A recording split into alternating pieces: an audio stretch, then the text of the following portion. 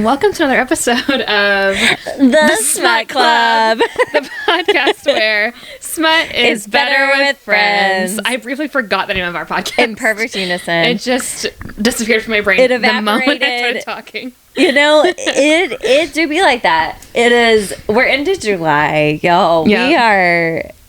We're just having a great time. The brain cells, the smooth brain is kicking in. Yeah. Well, folks, this week we are reviewing Ali Hazelwood's brand new book, Not in Love.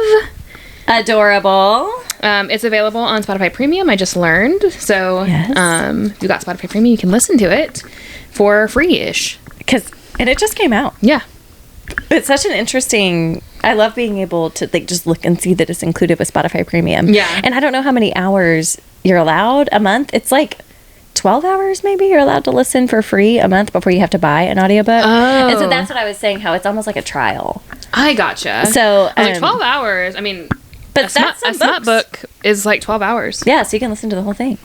But it's such a good option. Yeah. But yes, it just came out earlier in June-ish. It's a great one. Yeah. I mean, I did enjoy it. You were into it. You texted me and you were like, I was just I'm just not used to this kind of spice from Ali Hazelwood. Yes, that was unexpected. Even after the nodding, it was still unexpected for us. The nodding of bride. I forget that she also wrote The Nodding. She sure did. Capital T, capital K, trademark. The nodding. The Nodding. That was that. Yeah. So I mean, I think she's expanding her capacity, literally, and I mean, perhaps yes. Yeah. Mm-hmm. I read the physical copy, so I have yes! little tabs. So there's a little party on the edges of your pages. If you saw the most recent TikTok I posted, you can see the tabs in the video. So fun. We're gonna maybe learn what those are about. Yes, I have a color coordinating system except for this one green one that was supposed to be blue. I'm interested. I messed up, but I do have a color system for these tabs. We're gonna learn. This is an analog way to catalog information that I really appreciate. Oh, I made the decision, after I put the green one, and I was like, oh, wait a minute. I have an idea for what these colors can mean. Yes. The organization parts of you are like, oh, absolutely. Oh, I was thriving. There are school supplies that can be involved in this. I was like, let me pull my tabs out real quick. And I didn't have to buy them. I had them on hand. Oh yeah. Oh yeah. I have many a post-it. We love it. Okay, here is the book description on Goodreads. We've got a rating up here in a second, but the book description via the publisher in my breathy reading voice. Mm-hmm. A forbidden secret affair proves that all's fair in love and science, from New York Times bestselling author Ali Hazelwood. Is that... Okay, so that's also on the back of the book. So maybe we can compare this. This might be exactly the same thing. I wonder if it is. So yeah, we explained this to Bean one time, I think, as saying that this is like the back of the book. Yeah. The book description is like the back of the book that explains what it is. He still thinks every time that I'm the one that wrote this specific part. Sure I'm like, does. no, this one was not me. So Bean, if you're listening, Katie Bird is a great writer. This is not. This is not me. It's just from the publisher. But I forget where I was going with that. Oh, I think that's what she opens every book description with. A forbidden secret affair proves that all is fair in love and science. Because I've read that before. Yeah, I think.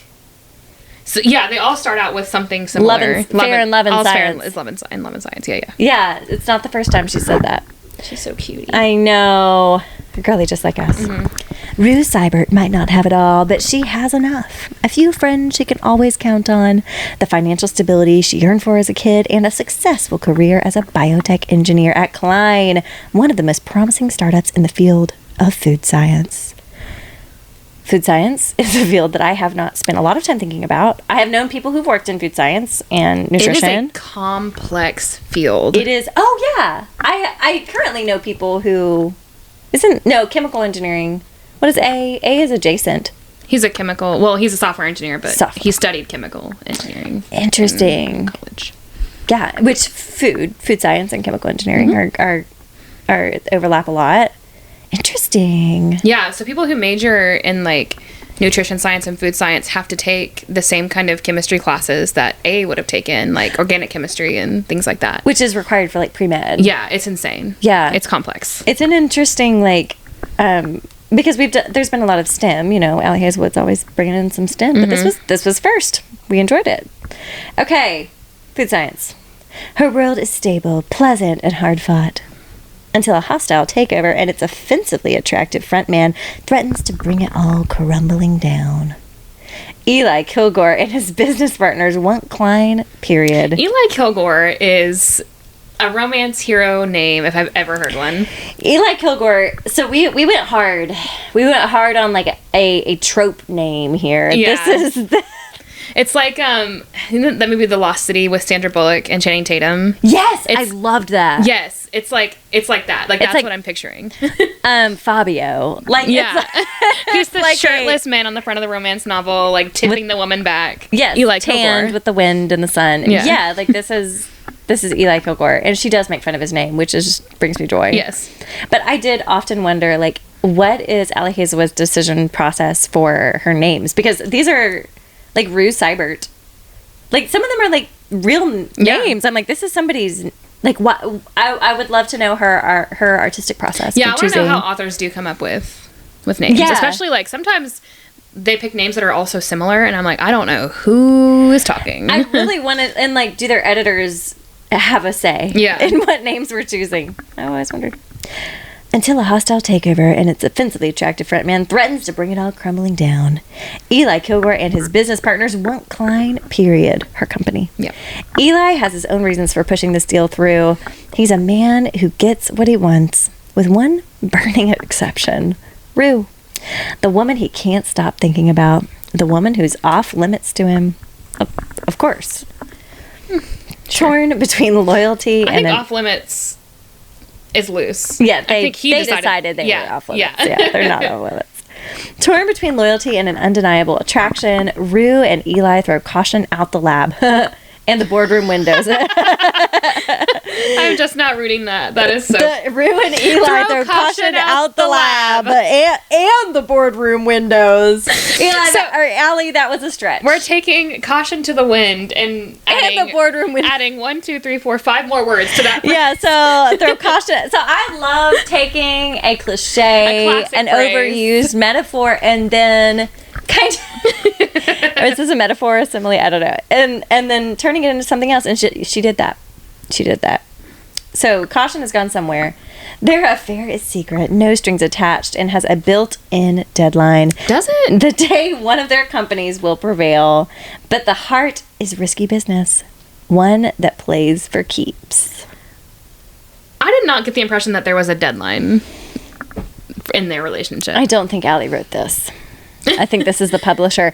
I think that this is some person at this publishing company who was like, this is what this book is about. Yeah. No. Because that's not...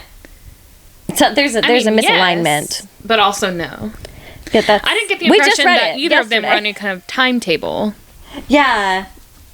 Because almost the timetable, like, if it would have passed, it would have been easier. It was also interesting. Rue's character is pretty detached, just as a person. Mm-hmm. And so things that seemed like they were supposed to be high stakes didn't feel that way because she was not reactive at all. Like, she was very... Yeah. She's like, well, logically... Very much in stride. Yes. Yeah. And so, yeah, I have a feeling that's why you've got 4 stars on here. And not the only reason. I'm curious to see what your take is because so much of it was so good, and then so much of it... The smut is so good. Yes. The smut is probably ideal. It's, like, right in the center of what I like in smut. Yeah, for sure. And so, it's fascinating. Let's see.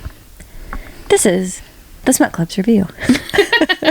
Written by Katie Bird. Posted at 11:30 p.m. last night. Incredible. Which is the dead middle of the night for you. Yes. That is very late. Well, because I finished this book last night. I only had like 45 pages left to finish by the time we got back from the river. Tapping is from the river. It's where we're usually... We went down to the creek yesterday. We were in the creek. Many times I was like, is this a river or is this a creek? It's a creek. Mountain stream. Ali Hazelwood is back and smuttier than ever, folks. Fresh off her shockingly spicy romantasy novel, Ali Hazelwood has taken yet another step outside her contemporary romance box with a spicy book that had us absolutely blushing. Oh my God, yes. Ali Hazelwood is really breaking her own mold. Normally, I mean, Ali has like a formula that she follows, I feel like, for the most part. Does. Which is, that would be so scary as an author to be like, am I still gonna... Is this gonna be... Do you still like this? Like, and if you hate it, what do I go back? Yeah. I mean, it's the same thing, like, it? with, I mean, Taylor Swift and her music. Yeah, she's same like, thing. I'm trying all these things. I hope you like it. Here it is. But, like, the courage to try the new thing because you've got to expand and you want something diverse and new. Well, and you want to challenge yourself, too, with things that you haven't tried before. And, like, creatively, there's nothing more frustrating than, like, I'm capable of more or I'm capable of something different and then not being able to do it. And so I respect when an author is like, wow, this is way different than their other books. Yeah. I love it. And it doesn't always work. From the... like, the little thing at the beginning, the little introduction of the book, it sounded like the story changed as she was writing it. She's like, it sounds different than my other ones. I think as she was writing this, it sort of developed into something different. Yeah, which is kind of fun. Yeah, because if you changed a couple of the themes, it would have been like a regular Ali Hazelwood. Yeah. Not in Love is an erotic romantic drama. Yes, that's what she put in her preface. An erotic romantic drama that centers around characters bound together by their various tragic stories that they trade like currency as they navigate their complex world of 1, rivaling at work, and 2, developing real, meaningful feelings for one another. Eli and Root are not your typical Hazelwoodlian. That's a word that I made up. Hazelwoodlian heroes. That just flowed from within, didn't it? It came from the soul of me. At 11:30, Hazelwoodlian. Well, I was like, there's words for like Shakespearean, yes. you know, like Jane Austen characters. Estonian. Yeah. I was like, I'm gonna make my own. and her name lends itself perfectly to this. It's so easy to write. Hazelwoodlian heroes. Even if our classic tropes are still present and accounted for. So not typical for her, but classic tropes. Our MMC does fall first and fall hard, which is something we can always depend on from Ali. Sorry, I forgot the breathy reading voice. Along with the 2 big dick trope, which, yes, is also present. Always. She's reliable. She really is. We can trust. That is a trope that we should have had on our short and spicy. 2 big dick. 2 big dick. Which we already know. Where are you going to rank that? If Ali Hazelwood writes it, pretty high. Hope would have been like, 10. Would have been like, get that off of there. OMG. Okay. However, Eli strays from our MMC mold, wherein he does not necessarily try to lock her down within minutes of knowing her. That is unusual. On the contrary, he spends a good deal of time trying to leave her alone and fails miserably. Our FMC struggles with residual trauma from being food insecure as a child, along with an ongoing tumultuous sibling relationship that persists throughout the book. Yeah, content warning that Ali puts at the beginning that we are saying now, I guess, that there are definitely some more, almost some Hooverian themes. What? You tell me. Herbert Hoover? You know what I'm saying. The Who's and Whoville. This is something that would work better written down. Colleen Hoover. Oh. This is almost like a Colleen Hoover. I was like, the president? Herbert?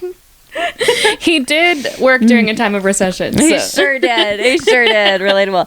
No, Colleen Hoover in the sense, so content warning is just that there are some heavier, you can always trust the Smut Club. Well, one, to put a content warning, but also we try to lean more towards some fun and light, fluffy. We're not trying to think. Yeah, we're not bringing in some Colleen Hoover. Like we're really, we do not feature that on the pod frequently. Yeah. There are some heavier trauma themes here.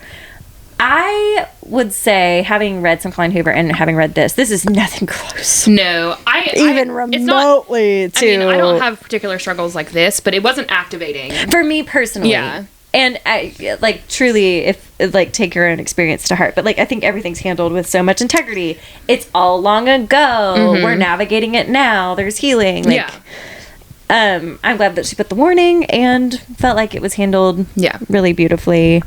And no, like, sexual assault, anything. No, nothing like that. I think that's really the only content warning. And just childhood trauma. Some family tensions. If you're sensitive to either of these topics, look, you're covering it right here. If you're sensitive to either of these topics, be aware that they do play a role in the development of Rue's character.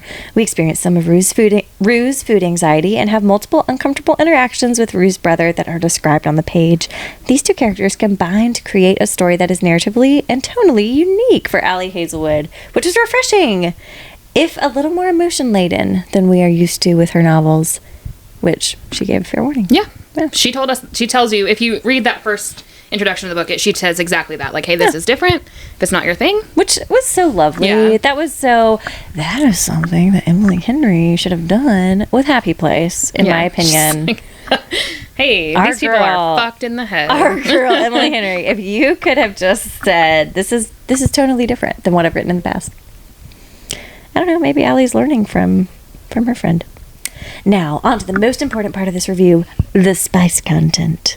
Y'all, if you like a dom-leaning MMC who cannot get enough of his woman, Ali has a gift for you. Eli is commanding and downright dirty in the bedroom. Another informed consent for those interested in reading this book. Eli's specific bedroom interests involve pretty intense edging. That was wild. That was... you were so into it, I know. You were like, yeah. I enjoyed reading it. It was not shocking or activating, but like it was super intense edging. Yeah, I mean, like with consent. Yeah. Everything is 100% consensual, and like she was into it. Yeah, but it's to the point where she's like kind of crying a little. It's fine. Pain and pleasure, fine line, all of that. Holding Rue down consensually always, and overall just bossing her around in bed.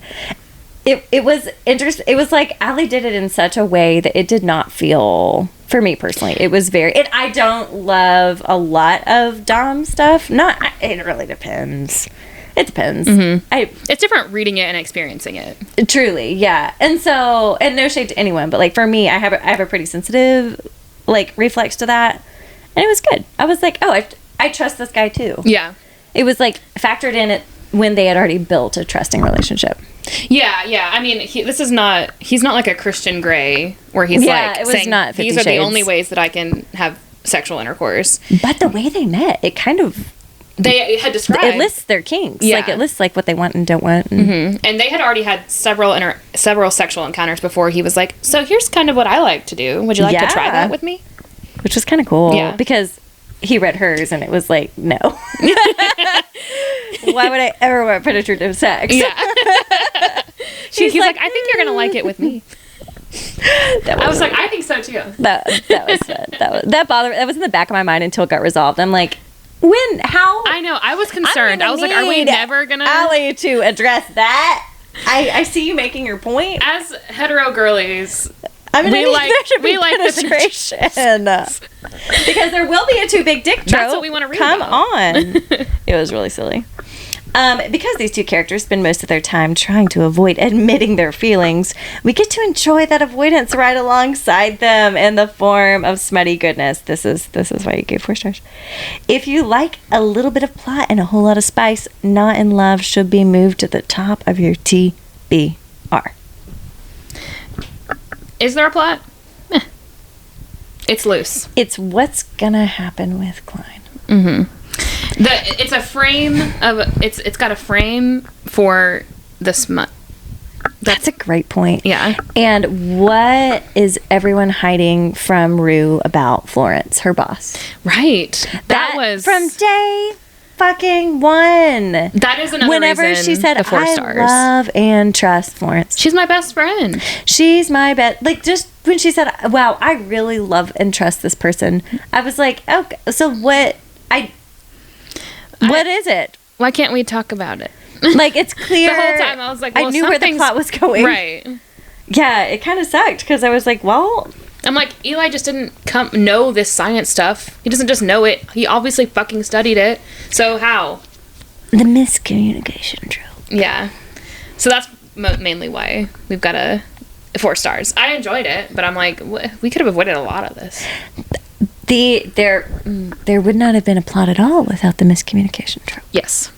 Because that is what was occurring. That's what it was. The plot was miscommunication. Not in the most...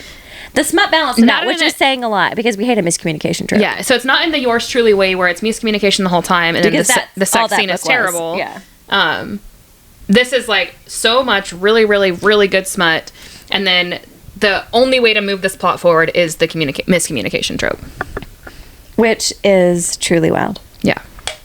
That is a broad overview. You're welcome. We gave it many minutes. Just normal. Now we have the most incredible tabbing system that I am eager to understand. Yes. From a Katie Bird. And I have so many vibes and themes and big picture things to bring to the table. So as we progress through these tabs, we have some blue, which is like, this is plot. Sure. This is what we're learning about these characters. So you can see there's a lot of blue at the beginning, some at the end where we're resolving the plot, but not really in the middle, because we don't really care. So blue is plot? Blue is plot. Oh, which I should describe. It's Valentine's Day on here, folks. The ratio it is just of pink blue. and red. It is just pink and red. The like darker pink, this pink, hot pink color, that is where it's starting to heat up. We've got some like it's tension. It's a little spicy. It's hot. The red is just straight up smut content. I wanted to do this. I am so glad you did. Yeah. Because I was like, when was the last time that I read a book with a plot-ish, written in a great way, that has this much sexual content? Much. So, like, the majority of these tabs are bright red. And then which the light is like pink is love. Declarations of love. Okay. Which is at the very end. Beautiful. There's some of that. Yeah. But, like, actual sex scenes, like, explicit content. It was wild. I mean, it fit every time I was fit. It did not always fit, actually, but it was like, no, I see. It made sense each time. But it was... Especially the time when he almost fucked her on the conference room table. I was like, truly. I would have been fine if this scene had continued. Could we have kept that one going? It was probably smart to not fuck her on the conference room table when there are people around. Considering some factors, maybe, but I was for it, though. Oh, God, so fun. Yeah, early on. Yeah. Tell me about it. Okay, so page 14, we are meeting Eli for the first time. So we meet on a dating app. So Rue has a dating app that she uses for purely hookups. She is not interested in having a long-term relationship. She has a specific app that she uses where she tells her partner, this is what I want, this is how I would like to get my release, and here are the things that I'm willing to do to help you out, get your release. Very pragmatic. Which is... I mean, consensual, clear, great communication. Everybody's on the same page. Yes, perfect for like an intellectual kind of girly. Yeah, it was really intelligent, and I respected her for it. Yeah, and one of her things is that she just doesn't like penetrative sex, so that's never really on the table for any of her. Which, like, in a long-term relationship, might be more of an issue.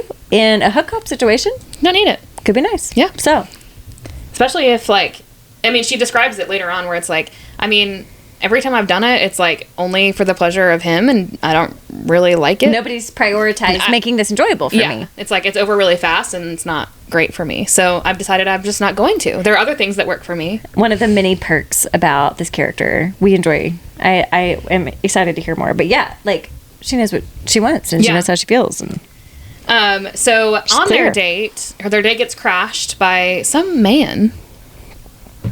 Big scary a white man. It's a white man. So this is from Eli's perspective. Now, we talked about this off the pod. So the book is written in Rue's chapters in first person. Yes. In Eli's chapters, it's written in third person. So it's still his perspective, but we're talking about Eli in the third person. It's very confusing. We will try to make that clear if it's not clear throughout. I think it will be. But that is... I don't know where else I've seen that done. It wasn't shocking, but it is... Honestly, I didn't even catch it. But that would be strange. I think listening to it maybe is a little easier. Oh, they use different characters. Oh, it's a man talking. Yes. Oh, that makes sense. I read a lot of it with my eyes. Because sometimes when I'm reading, especially if I'm reading for like a good chunk of time, I'm not always looking at the chapters. Like sometimes I miss the perspective switch, and then I'm confused. No, it's just context clues. It tells me like who is next. Yeah. Yeah, whose perspective. Oh, okay, interesting. Yeah.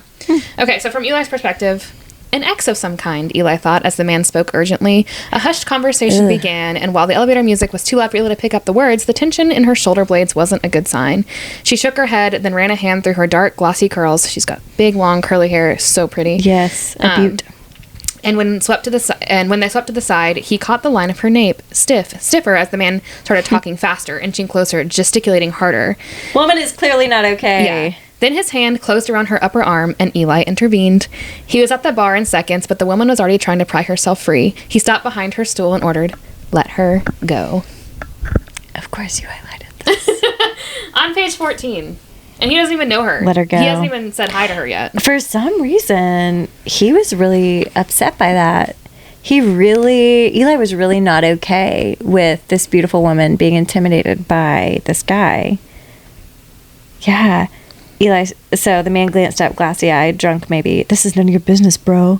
Eli stepped closer, bicep brushing against this woman's back. "Let her go." Rescue trope. It works for me every single fucking time. 14 pages in and you're like, yes. I was like, I'm listening. Great. So this situation sort of carries on. On page 25, this is what we now know as her brother talking. Mm-hmm. "You're being a bitch, as always." Eli had heard enough, and he stepped in front of the woman. "Hey, apologize and get lost." He stepped close enough for Vincent's boozy smell to hit him, and "It doesn't matter," he said calmly. "Don't hurt him," she'd asked. But God, Eli was tempted. "You can walk away now on your own, or I can make you. Your choice." A great introduction to our NMC. We set a boundary there. Yeah. Interesting. He did a good protect. He did a good protect. He did an excellent protect. And this is prior to really even knowing her. Like, he was like, "Oh, there's my date. Oh, someone's trying to harm my date?" I don't think so. Yeah, I don't know what's going on here, but not on my watch. He doesn't even know her name. I know. Just begins with an R. I know. I think he goes like, it's Rachel? Rowan, Rachel. Really? Yeah. Yeah. And he's like, "I know what she likes. Like, I know her kinks, but I don't know what her name is. But I will be threatening to harm this man." Protect her with my life. Yeah, I will throw myself in front of a bus for her. I will ensure that she arrives home safely, and I'd like to know her name, maybe. So, at the end of this date, they don't really hook up because it's all been very dramatic, and I also probably would not be in the mood to hook up with someone if my brother was like assaulting me. And it was a really cool. It was just loved all the consent. Yeah. Like, you don't want to do this, do you? So Eli takes her home. Insists on. Yes, getting her home safely and making sure that her door is locked, and then sort of hangs out for a little while to make sure Vincent doesn't return. He sure does. He sure does. So on page 36, "Although it occurs to me," she murmured against his mouth, breaking the spiral of his thoughts, "that rules exist for a reason." She took a step back. Eli was entranced, her servant, spellbound. See, this is what we mean. This is so typical of Ali Hazelwood, where it's like, he falls first. Oh, immediately. He's like, "Oh, this is my wife. I found her. This is my mate." Like, yeah, literally. It's almost like a mate trope in contemporary romance. Yes. Because it's like, oh, I found... this is why it never worked with anyone else. else. Do anything for this woman. I'm fixed. Actually, all of my relationship problems are resolved right now because of her. It was beautiful. He considered begging her to let him touch her, to let him go down on her right here in the hallway. He would go grocery shopping and make her dinner off a YouTube recipe of her choice. He'd wash her car, read her a book, sit here outside her door, and just make sure she was safe and protected. Mm-hmm. They could hold hands all night. They could hold hands. They could play Scrabble. He was very close to imploring for something, everything, anything, when she added, "And sometimes the reason is that they should be broken." She's actively processing. Yeah. She's actively spinning on this. He's like, "I'm about to beg this woman to let me spend any amount of time with her." And she's in there like, "Okay, so rules exist. But sometimes the reason we have a rule..." I don't want to keep this rule. And so maybe sometimes the rules are there to be broken. And then he feels a lot better about that. And reading through, this is something Ella does really beautifully, reading through, like, the sensual attraction of it all, the inner processing, the inner dialogue is really beautiful. So she does a great job with that. I like reading from her perspective because from Eli's, we have, like, I mean, we can assume from what we know from her perspective, but Eli has no idea really what's going on in her mind, and oftentimes it's because she's breaking it down in the most logical way. She's like, Yes, it's really. She's like A squared plus B squared equals C squared. I think we do make it clear. I don't know. Did we talk about autism diagnosis? I don't think she's on this. So she doesn't have a diagnosis necessarily, maybe. But I felt like we have some. Oh, this is some ASD coded. Yeah. This is on page 43. I still remember, this is Ruth's perspective. I still remember the day in middle school when the realization dawned on me. If people perceived me as aloof and detached, then they would want to keep their distance. If they kept their distance, then they wouldn't notice how nervous and blundering and inadequate I was. Yes. And she talks a lot about how socially inadequate she doesn't understand social interactions. So I was like, oh, we've got some spectrum stuff. I kind of like the beautiful nuance that we've encountered lately of authors. This is in Meryl Wilsner. This is in their book too. Of we're not these adult female identified folks do not have diagnoses, because why would they be diagnosed? Why would someone have said, I think that this child requires some support. This child isn't doing so hot. Let's take them to get support. Yeah. And additional, and let's advocate for their wellness. Why would someone have a diagnosis as an adult female? I don't know. So I kind of like the nuance there, but also the inclusion of this is how different neurotypes work. Yeah, this is how different people process their worlds. Yeah, and giving the description of this is how I have to interact with the world so that they don't think that I'm weird or wrong or different. I'm masking. Yeah, if I'm perceived as detached and aloof, then they won't really know that I just don't know how to interact with people. And actually, in a way that they think is okay. I'd rather than think that I'm a bitch and me not be outed for no, I just actually don't understand what you're doing, and I can't do whatever it. social interactions that I do is wrong, and so if they just don't interact with me, then I don't have to deal with that part of it. Do you know how many clients I work with on this? This exact masking behavior. It's interesting. Yeah. And we all kind of, folks fall on different ends of spectrums and how they navigate it. But yeah, it was really complex, and maybe something that she kind of moved through a bit with her new partner. Kind of beautiful. And Eli, he's an MMC written by a woman, so he's incredible. So just unconditional positive regard. He's like, oh my God, you can do no wrong. Yeah, I know. She's like, I'm a little weird about food, and he's like, that's not weird. Eat this peanut butter. Yeah. That was from what, Bride? Oh, yes. Was it Bride? And he was like, I want to watch you eat that fucking peanut butter. I think you like that peanut butter. So affirming. That it's just she describes something, and he's like, that doesn't sound weird to me. He's like, this sounds like a need, not a special need. Let's do it. We'll sit down and eat. That's okay. So sweet. Yeah. So just and that is something that comes up a lot, of they kind of affirm each other's deepest, darkest, which is, yeah, one of their character things is that, they both, if they're both overwhelmed emotionally, the way that they react is they just, here's something that traumatic happened to me as a child. Here's the worst, and some of it's here's the worst thing that I ever did. Yeah. And then they both will trade one. And then they both are just yeah. Okay. It's so... What a beautiful way for her, because her masking part's this is how I push people away and get them to leave me alone, is tell them a terrible thing about me and see how they react. And he's like, yeah, well, here's something terrible about me. Do you want to hear something that I did? I'm a person too. Yeah, I've done some shit too. Yeah, it's really, that, I love it, going through thread the whole book. Yes.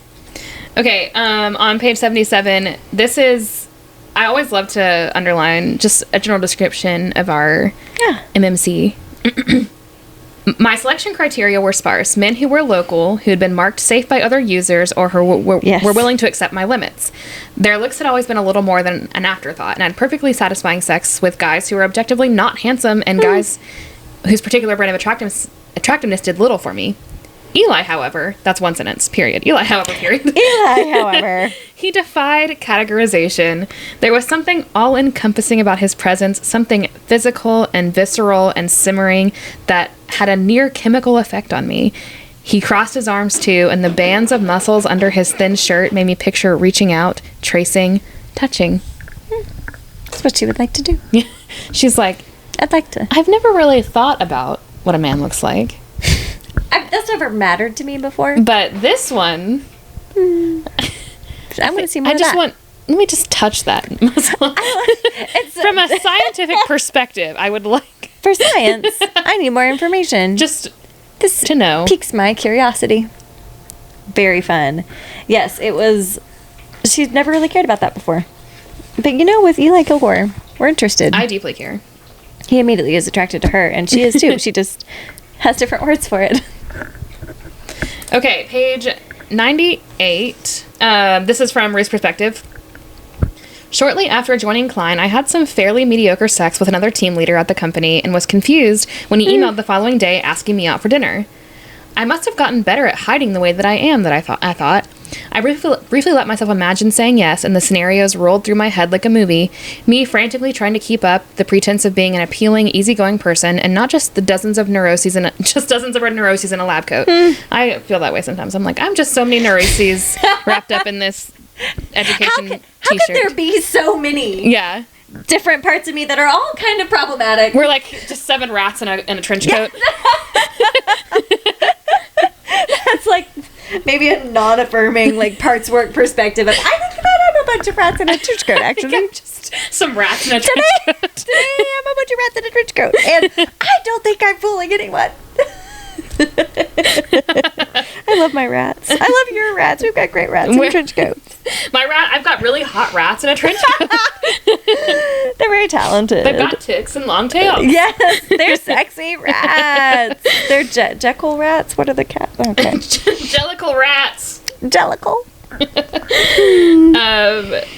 And not just dozens of neuroses in a lab coat. The dismay I'd feel when my ability to fake it finally reached the end of its rope. Oh. His disappointment after my mask slipped, showing how socially inept and messed up I was. The potential for hurt was bottomless, and I didn't even like the guy. Sure. So this is her kind of like, what would happen if I did pursue a relationship with Eli? First of all, I work with him. That's complicated. Also, I'm thinking about what would happen if he could actually see the rats in the trench coat. Which is an excellent strategy. To just, if my one belief is that if people see that I don't know what I'm doing, they will not, this relationship will be ruptured. Mm-hmm. They see that I'm just a bunch of rats. I'm just a bunch of rats. In the fucking trench coat. They're never going to want to, so like, what a solution. Yeah. To just always have very superficial relationships. Mm-hmm. And it works for a while. Yeah, and she's like, I like 2 people in my life. I like friend. Tisha, and I like Florence. Those are the 2 people that I like. Tisha, after many, many years of rapport built, that was really beautiful. Best friend, grown up together, like seen her throughout life. Such a precious relationship. And then Florence, the owner of this company, Klein and Harkness, yes, Klein.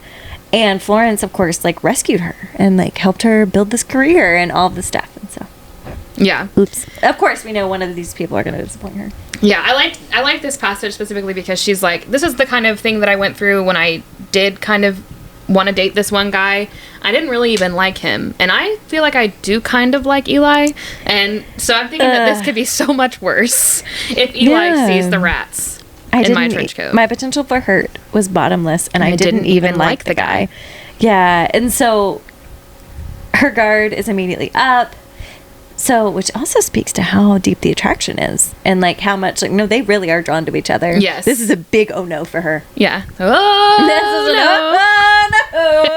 is no. Refer back 36 episodes ago. Like, yeah. So she's in a real pickle. Yeah.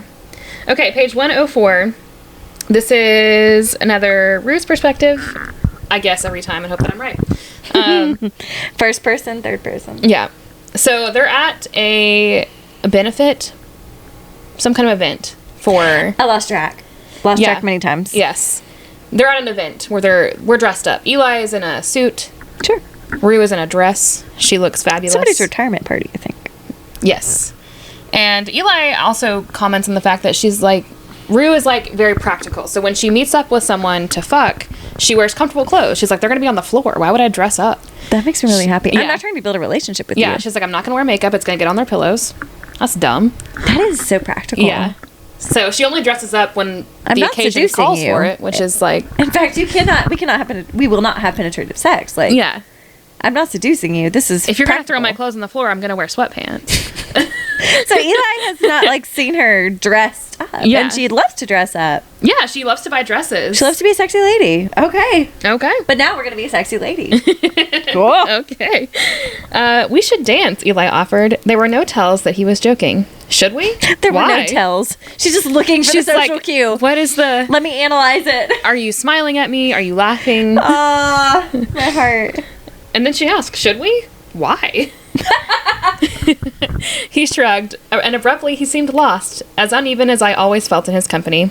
Because I like your dress, he said. Nonsensically, it occurred to me for the first time since our meeting 3 nights ago that maybe he didn't want this either. Maybe he too was desperately fighting off this inexplicable attraction between us. Oh. Maybe his success was just as abysmal as mine. Because I like you as a person. Oh. His eyes were teasing all of a sudden, warm, even if you don't like me. He's like, it's okay if you don't like me, but I like you. So cute. Clear communication. I'd like to dance with you because you're pretty and I like you. That is a real mercy for one such as Rue. Yes. Because she asks direct questions and he gives non-judgmental direct answers. He says, because I like you. He's like, oh, you need some explanation? Here. I'd love to dance with you because I think you're pretty and I'd like to dance. I like you. And she's like, huh. So sweet. She's like, let me think on that. Let me get back to you. Let me talk to my rats. Thank you. Let me confer. We're going to convene a little meeting of the minds with the rats, and I'll get back to you. Okay, a couple pages later, we're still at the benefit. We're heating up, and can't get their hands off each other. We are heating up on page 111. We're fucking on a sea-doo. Public. We're refer to last week's episode. we're not actually gonna fuck on a sea-doo. Hey, that could get interesting. But no, refer to last week's. With a guttural sound, he pushed my back into the wall of the balcony so fast that I found myself instantly dizzy, held upright by 2 things, the stone and Eli's strong body. Yeah. Oops. What do you have highlighted next? This is the next page. The next page, she just has some inner monologue. Eli, anyone could find us. But whatever you're about to do it anyway. So I will say for anyone who wants to listen to this is something Ali Hazelwood does a lot, is she does in italics. Yeah, inner monologue. The inner monologue, which I love reading. That is really fun to have what they want to say and then what they actually say. Chef's kiss. Super cute. In an audiobook, there's no way to tell the difference. And yes. So I know this about her and I know when she's doing that. But this is one plug for reading this with your eyes. Yeah. It is easier with your eyes. I felt that way about Fourth Wing. Because they all the time in Fourth Wing. Mind. And so when you're listening to it, you have no idea when they're talking in their minds or talking out loud. And there's nothing that the narrator can do about that. Yeah. Because that's not how the book is written. And even how it's structured on the page like that. It's an imperfect. Audiobooks are imperfect. We can only make it so much like a regularly good iBook, but so they're at this benefit. They're sort of outside on a balcony, away from the crowd, but they're definitely there's people around. And so she's like, should I let him finger fuck me on the balcony? And she's like, people could find us, but I want him to continue. But whatever you are about to do it anyway. She still hasn't said words out loud. No. But he speaks. Mm-hmm. Your damn mouth, he murmured, is the most obscenely lovely thing I've ever had the burden of seeing. The burden of seeing. The bane of my existence. Yes, you are the object of, bane of my existence, the object of all my desires. The kiss that came after was open-mouthed and unbound. We exhaled against each other's lips, and when my hands closed around his nape, Eli groaned low in his throat. I moaned when he broke from me, but he simply found the hollow of my neck, the valley behind my ear. I just want to make you come. Maybe come in the process, too. It's all I fucking think about. We met 112 pages ago. Yes. Days. We met only moments prior. Yeah. And when we say he falls first, immediately he's all in, and he sees her at the company that he's trying to acquire. His company is trying to acquire her company, and he's like, I think I still probably want to fuck her. I think that this is surprising, but in a good way. Yeah. And she's like, oh my god. She's like, I think I can never talk to you ever again. And he's like, so this is a forever no. And he's like, well, I think I'd actually like to make you come and then also come in the process. Maybe. All I care about is making you come, and I'm in love with you. And as an afterthought, maybe I get to as well. Which is ideal. So when we say this is not a romantic comedy, this is just intense. It's an erotic romance. It's an erotic romance for sure. Later on down the same page, like we're in the hot pink zone, folks. For sure. I feel like that is a good way for me to categorize. Hot pink. We're in the hot pink zone. HOTTOGO. This is You hot have to got go, me hot pink. Hot to go. Yes. It's disconcerting. His breath was hot on my cheek, but in the past 72 hours, I found myself thinking over and over that we could fuck however you wanted, for however long you wanted, wherever you wanted. I'd consent to any and all demands, and it'd be so good he'd probably just ruin me for the rest of my life. And I'd sit here, grateful. He let out a laugh. Rue, it's humbling how bad I want you. His thumb stroked my nipple. It's instantly hard, and we both shuddered into another rich, frustrated kiss because this wasn't close enough. On the balcony. Yeah. At a retirement party. Yeah, in public. So, like, I'm thinking that I would like to do these things.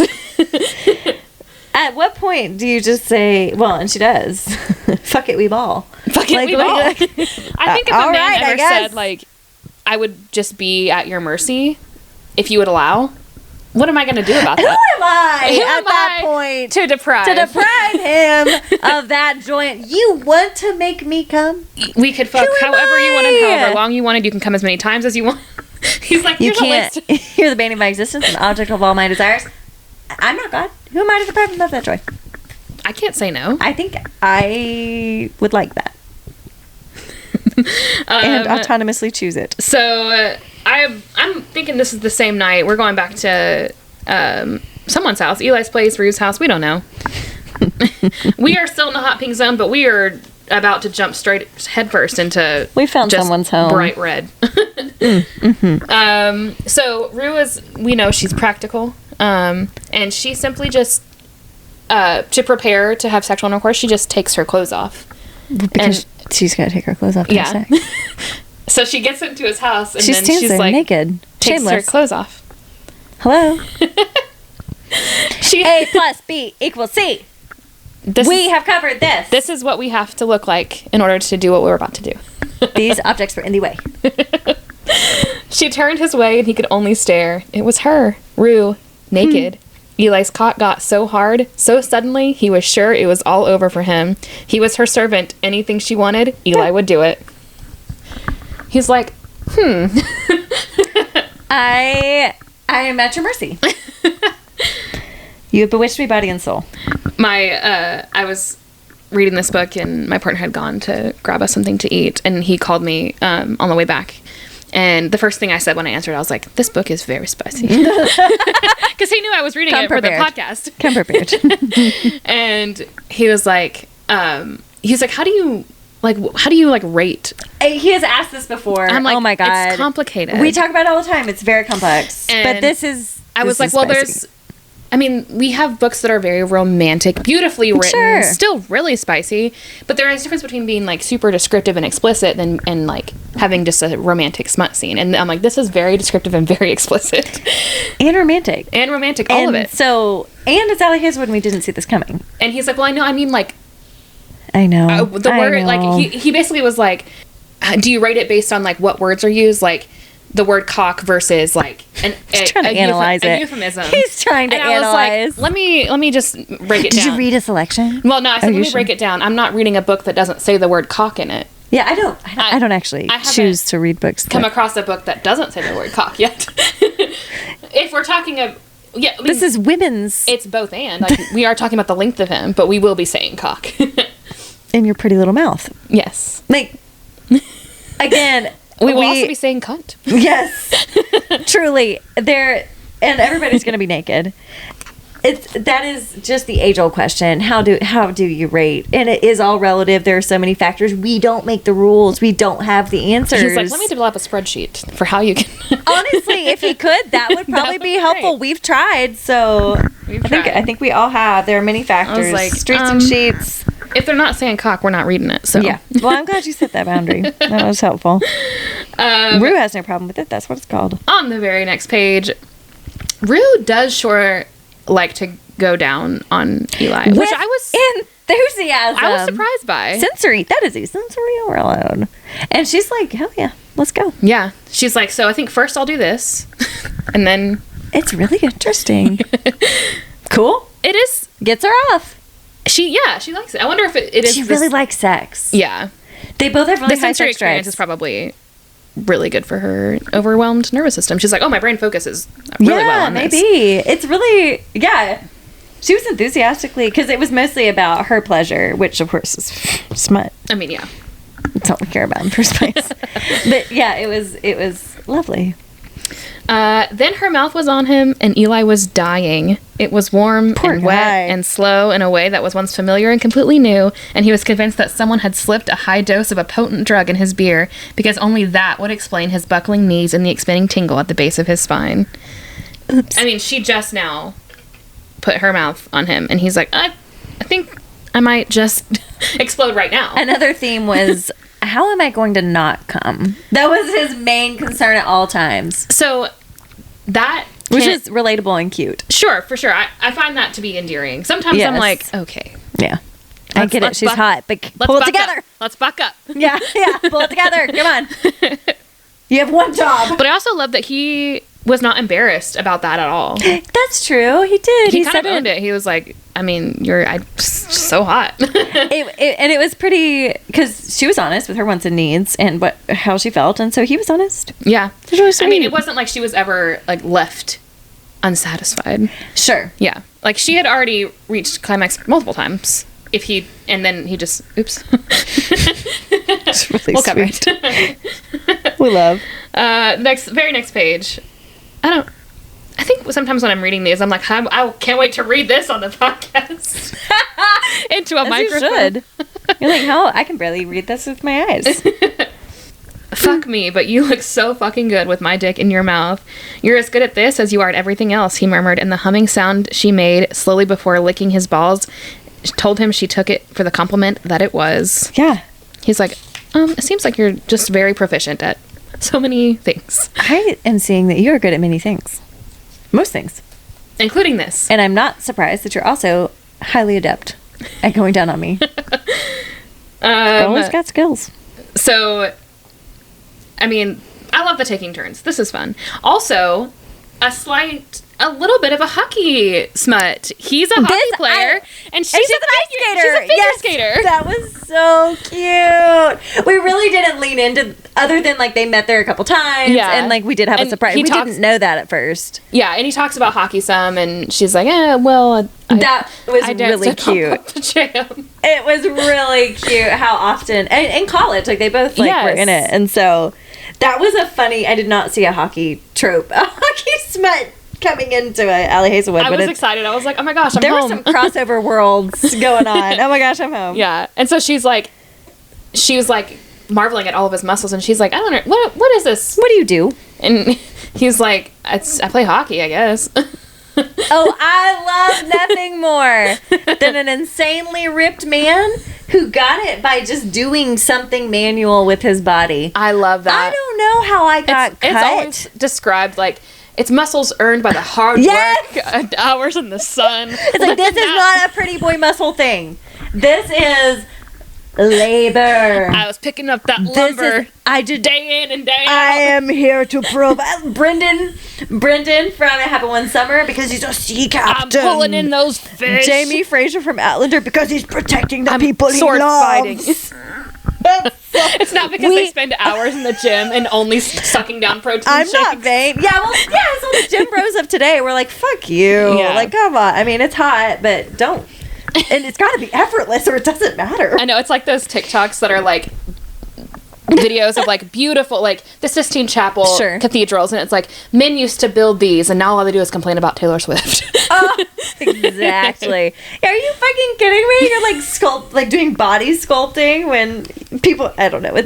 Also, I see how like women, well, whatever. This you could get into. This is maybe a problematic belief, but I just want people's muscles to come just from organically. I want them to be born. I want them to be born with good genetics. Enormous muscles, actually. A lot of it is based on like genetics and ability to. It's genetics. Yeah. It's genetics and physical activity level. But it is fun that it's like, oh, this is hockey.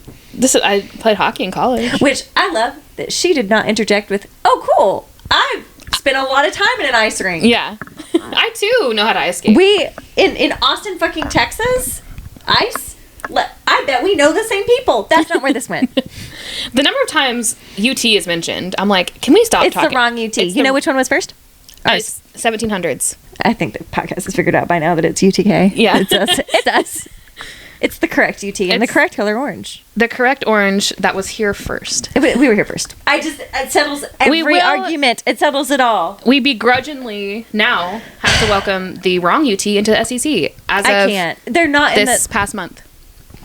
And fucking I'm not ready Oklahoma. I don't want to talk about it. Anyway. If you're folks from Texas and folks from Oklahoma, we love you so much. You're not in the Southeast. We love you so much. The SEC, however, is sacred. It is sacred. We floated on our tubes. Sidebar. We floated on our tubes down the mountain river, down the creek yesterday. You know, a little tipsy, having a grand old time. We look up the mountainside, and there's a family and a whole bunch of camp chairs with their black labs swimming in the water, and they're all in their camp chairs, gathered around with some Bud Lights and having a good old time. Oh yeah, and family tradition is playing. Family tradition was playing. Yes, we're all love Jim Beam. we're singing along. Why do you drink? And we look up, and there's probably like 6 or 8, and they are all their camp chairs are different SEC teams. Yep, OG and so SEC. Jay looks up and he's like, "You from Louisiana, LSU or something?"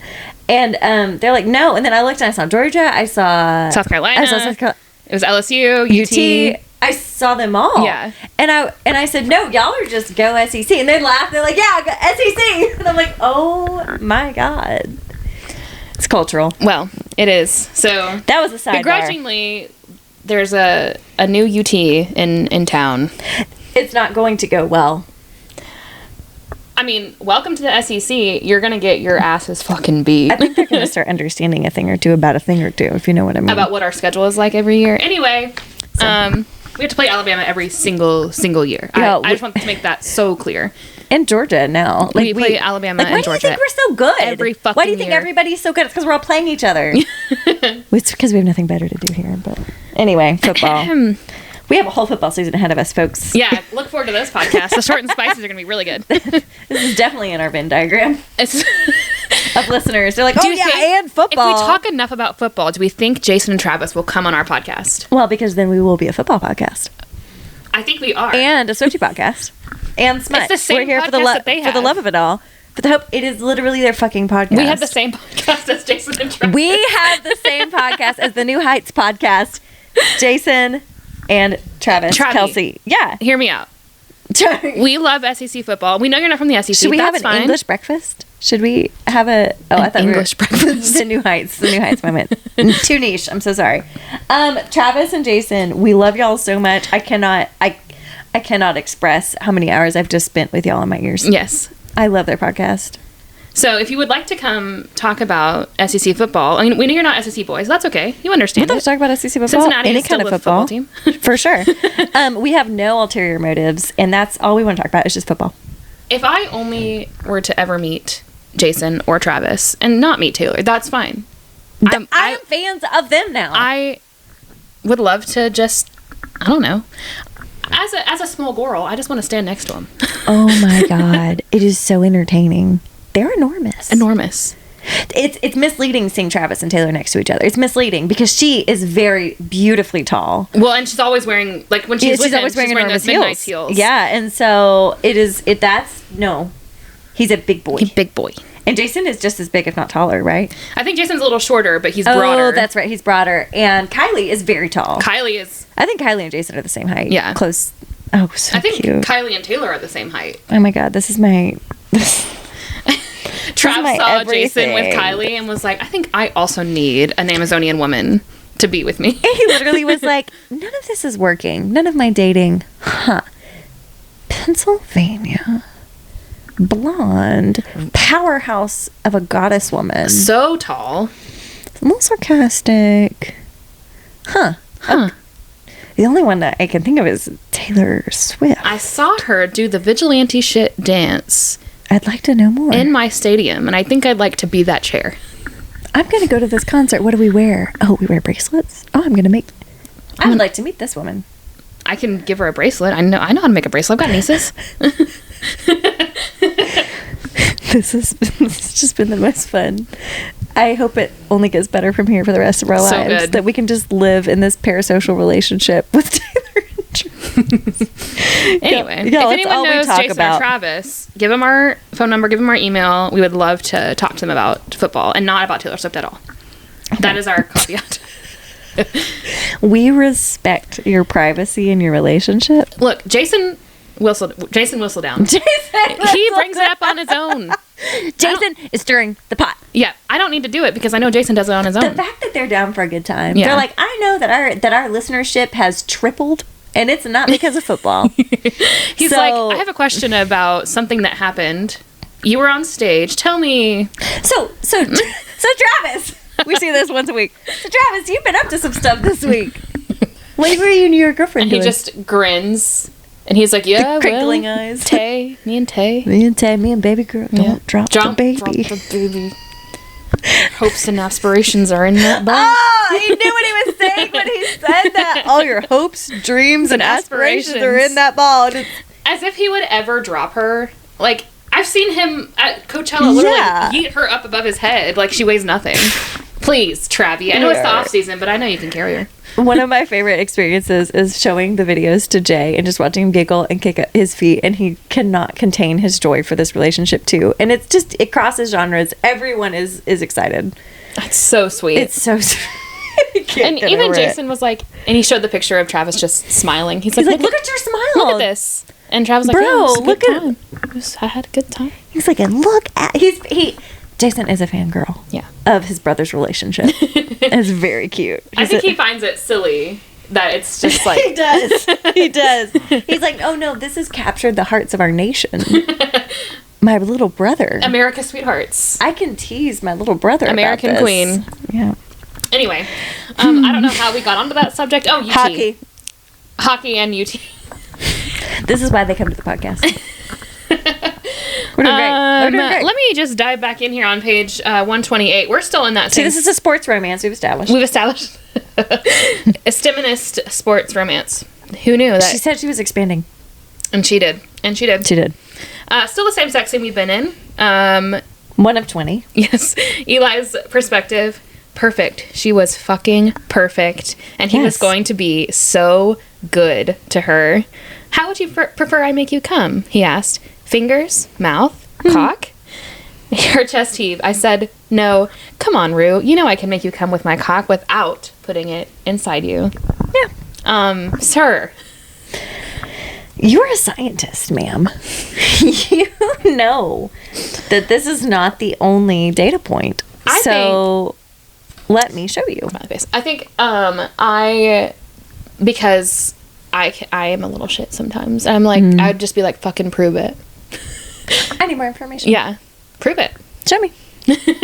I will participate in this while you prove this to me. You're going to talk a big game? Prove it. That is just the most delightful. I would like for you to put your money where your mouth is. And come on, let's go. Let's do it. It'll be fun for everyone. Okay, so we're jumping ahead a little bit. So there Are we? 40 pages. Sure.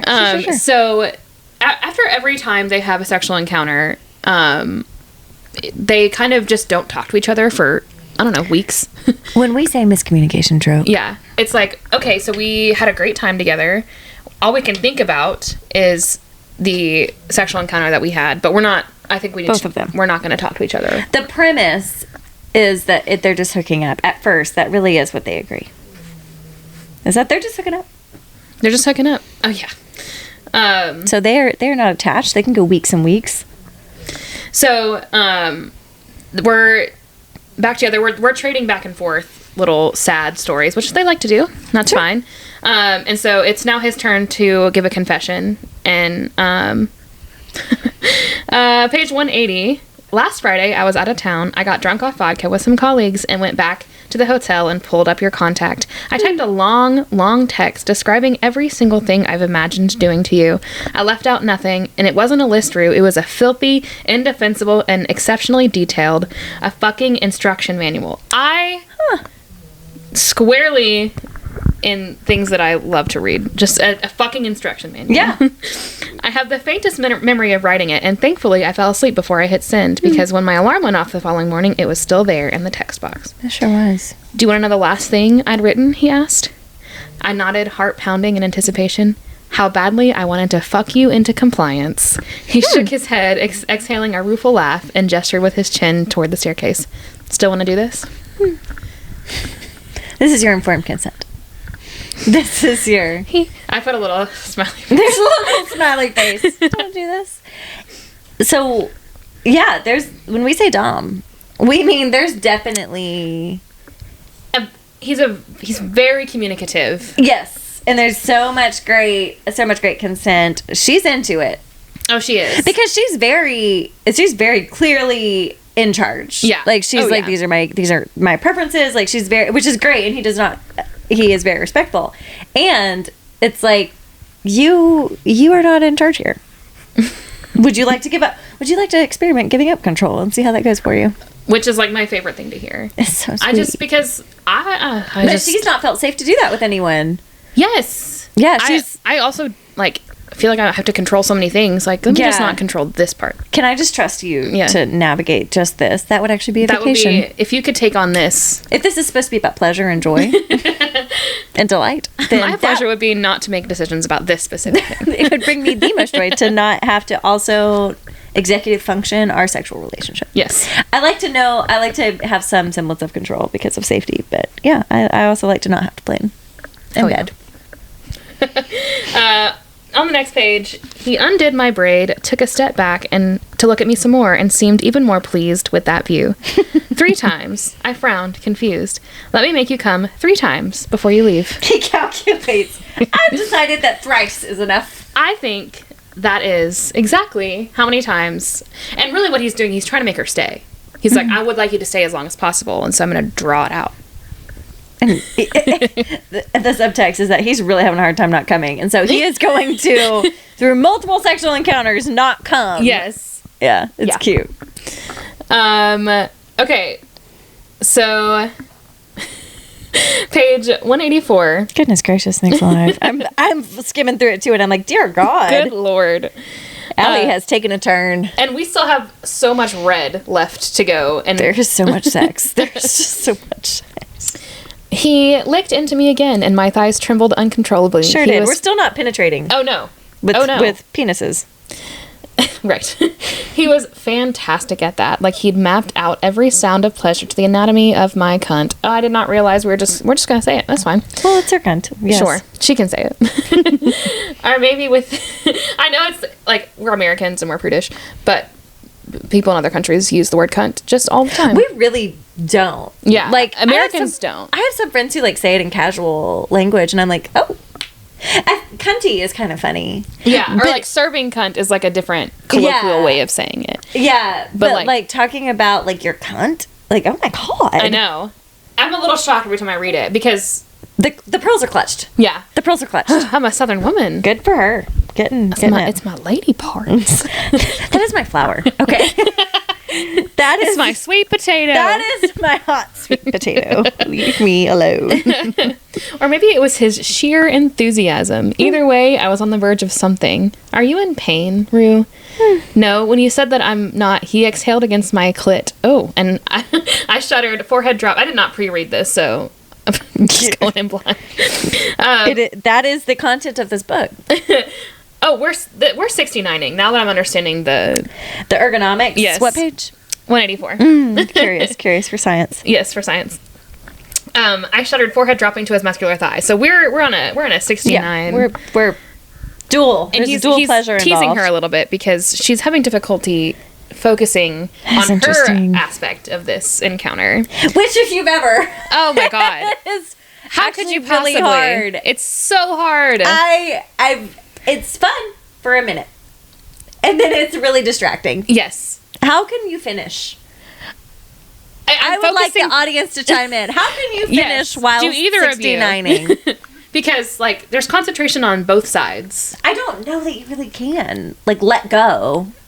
I have to stop. I would have to stop. I have to stop completely. I could not be exerting energy and concentration. No. To let go and come myself. That's not how that works. I also worry that, like, I might just get too excited and then jump. bite down. So it's a liability at that point. It is a liability. This is out of care for our partners. Yes. I think it's fun and silly to do, but... Oh, it's lovely, but it's foreplay. If the goal is to finish, that's not the way to do it. At least for me. I'm really curious. Yeah, chime in if you're really good. I don't think Rue does. Finishing in the 69 Tell position. Me everything. Let us know how you do it. ADHD girlies, tell us how y'all do it, because y'all are managing multiple streams of thought. Poor girl. His fingers grip my hips, bruising tight. You seem to have issues focusing. It's tough. His fingers pinched my nipples. Good? Distracting. The word sounded slurred. Yeah, it's fucking distracting. Yeah. Case in point. A couple pages later, so we just persist because we're not having penetrative sex. This is kind of an ideal situation. Now, I think Ali understood. She was like, we're just going to do some of the best parts of sex. Yeah. Over and over and over. Over and over. In multiple different ways. And then she's going to suddenly be okay with penetrative sex. Because of his magical cock. He cured her. He saved her. A trope that I really enjoy. You're going to like it with me. You've never felt safe or enjoyed this particular sexual experience. My cock will fix you. Yes. Well, he makes great points where he's like, you haven't done it with someone multiple times. Like, you have to get comfortable and learn what penetrative sex is a whole different science. Yeah. And you have to have a partner who it works with. He's like, I understand what you like. I know what feels good for you. Let's just do it. We'll try it. And trust and rapport was built over time. Yes. Before we got to that point. We love it. It's all a little therapy moment. Yes. Page 198. She exhaled when his fingers finally began circling her clit, panted and gasped, open mouth, throwing back her head into the crease of his neck. Good girl, he whispered as she shuddered against him, and then in her ear, take it. So we've got some real, straight to the point. Her orgasm came almost immediately, and me too. Yeah. That'll do it. It was all Eli could do to not push Rue into the wall and bend her at the waist and get himself off between her thighs. So we hear what he would like to do. We're exhibiting some restraint, and that we respect. Yeah, for sure. He imagined himself begging to be let inside, just the tip. And the adolescence of it was at once amusing and mortifying. He exhaled silent laughter in the ball of her shoulder while she still shook with pleasure. Happy baby. It's so hot. All of it. And to be clear, I'm reading you little excerpts. Like, these scenes last for pages. This is nothing. We're dipping our toe in to the smut pool. Capture all of it in this. So I shan't. If you want dirty, frequent, enjoyable smut, hell yeah, that's romantic. We haven't even gotten to the edging, folks. Yeah, it's fun. Like there's a lot. There's a wide. It's a smorgasbord. A wide variety. There sure is. Okay, we're gonna dump some cold water. Jump back into some plot stuff. This is Rue's backstory about her food insecurity. Trigger warning, you can skip ahead about a minute and a half if you're sensitive to food insecurity. On page 202, she glanced away, then lowered her eyes, which was interesting, atypical, then said, I'm weird about food. He kept his face straight, made no movement. She was skittish, and he didn't want to spook her. He watched her swallow twice and offered no reaction when she added, I struggle with non-sit-down meals and with time constraints. She held his eyes. I'd rather not eat than eat in a hurry or standing up. That's not weird. That's not weird. She's like, I need to be able to sit down and eat and take my time while I eat. Which also does not seem weird to me. Yeah, and it did, however, make his chest icy and heavy. So he feels empathy and, of course, is horrified that she's experienced something hard and traumatic. But yeah, it was... I feel like it's a... Food stuff, we work out our life through our relationship with food and our body. Like, it... Of course. And so, but like having the trauma be also around the food, like it's so complex. But also I appreciated how she thought this was a really big secret, that like food insecurity was this big shameful secret and very hard. And it is. But then a couple of times people are like, so like, we know what you study. You're studying prolonging the shelf life of food. Like, no, why would you do that? We understand. Yeah. Yeah. And she's like, the way she talks about it is like, I felt like she was saying like, it wasn't, other people had it worse than me, which is like such a hard way to talk about something that was difficult. She's like, sometimes we had so much food in the house and it was great. Like she would go to the store and we would have like, she would bring home food from a restaurant or whatever. But then there would be like, she was like, there's weeks at a time where there's not food in the house. And I'm like, that's inconsistency that of is it. the trauma of it is not knowing when you're going to be able to eat. And she talked about like in the summer when she wasn't at school and she wasn't guaranteed. I thought of this with the snowpocalypse at some point, and even with COVID, talking about closing schools. And I think we all have thought about this, but just, food insecurity is so real. This is the way that kids in our communities are able to eat and have access to like a reliably nutritious meal. And so, it was, she kind of experienced the roller coaster of it all. Like, depending on mom's financial situation and partnership situation, she would have different access to food. Yeah. And I think wanting to sit down and eat a meal is a completely reasonable need to have. Yeah. I think about like when I'm at work and I'm stressed and I literally don't have time to sit down and eat. Yeah. And like, I feel like I'm pretty dysregulated because like I've eaten, I don't know, a protein bar as my meal. And then by the end of the day, I'm like, I feel like I would want to murder somebody in the building. I'm unwell. Yeah, because I didn't get a chance to like sit down and like mindfully eat. Yeah, and any kind of intuitive, because you're attuning to your body's wants and needs and hunger cues, and it's a really, it depends on folks' needs, but sitting down and eating is pretty helpful and important for most.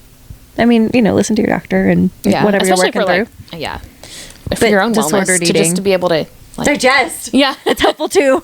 To be able to like have calories in your body to be well enough to like to at least to serve other people, which is what I'm doing all day long. And this comes up a lot with parents of young children. If you're navigating feeding them, it's hard to like sit down and eat your meal, right? Especially when the kid's taking the food off your plate. So it's hard to like sit there, eat your meal while you're trying to feed the baby and trying to there's a lot of things to navigate. But he was beautifully affirming. He was not a huge fan of eating on the go either. He kind of identifies, doesn't shame, and then she opens up more every time. Yeah, and he's like, well, it's actually great news because I like to cook. So that was sweet. I have a couple things that I enjoy cooking. Let me cook them for you. Yes. Well, I found that very The trust was built over time. Like, he was great up until this point, and so she felt even safer to talk about it. And advocate for her wants and needs. We love it. Okay, so page 206, 207. So clear. We're not struggling with clear communication in the bedroom at all. It's outside the bedroom where we struggle with our... It's a stark contrast. Yeah. Because he just straight up asked her, like, why don't you like penetrative sex? Like, what's up? And she's like, hey, nothing bad happened to me. I just don't like it. Yeah. Like, I mean, I just feel like... Which I like that he asked that before he pushed the issue. Yeah. Was this trauma? He's like, I'm just curious. A preference? Like, Yeah, she's like, I don't have a traumatic story, no medical issues. It's not that I actively dislike it. I just can't come like that, which is so common. And she's like, if the point of this is pleasure, then this it does part's not bring me pleasure. Yeah. Which we love. Yeah. All right. And so he's like, okay, he's taking all this information. It's like, well, I can fix that. Yeah.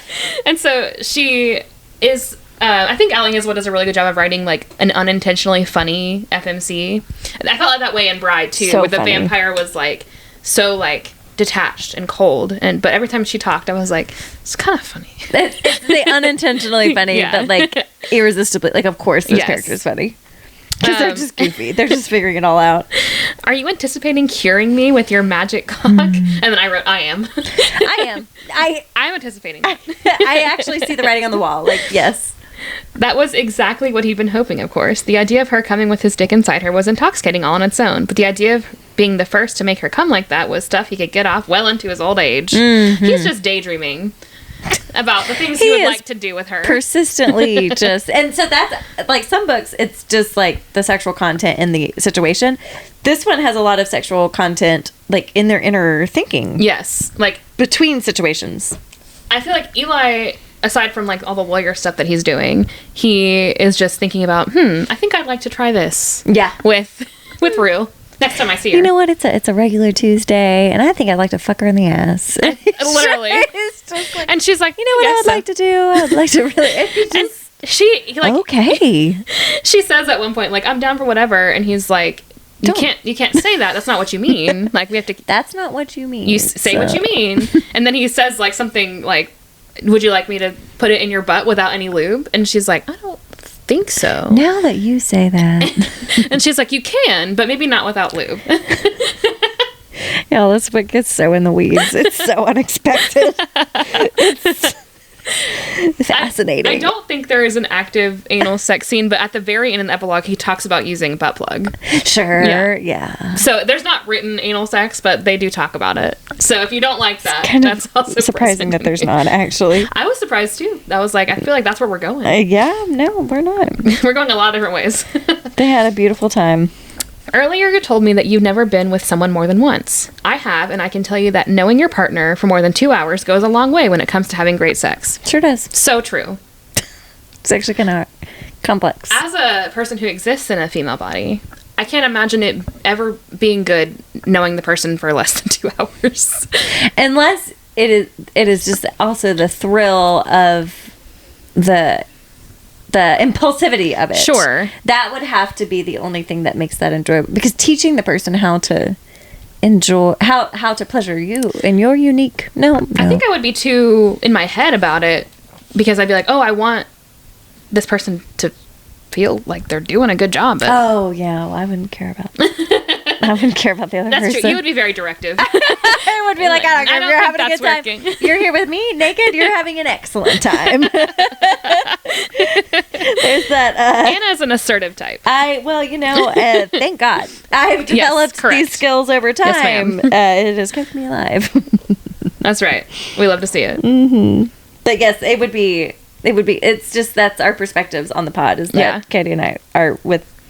Yes. Anyway. Well, our have not experience is slept around long-term. a lot. Yeah, our experience all of your relationships have been long term. Multiple years. None of them. I haven't had a hookup, which sounds kind of fun. Grass is always greener, but you do talk about having the option of. I want choices. Okay.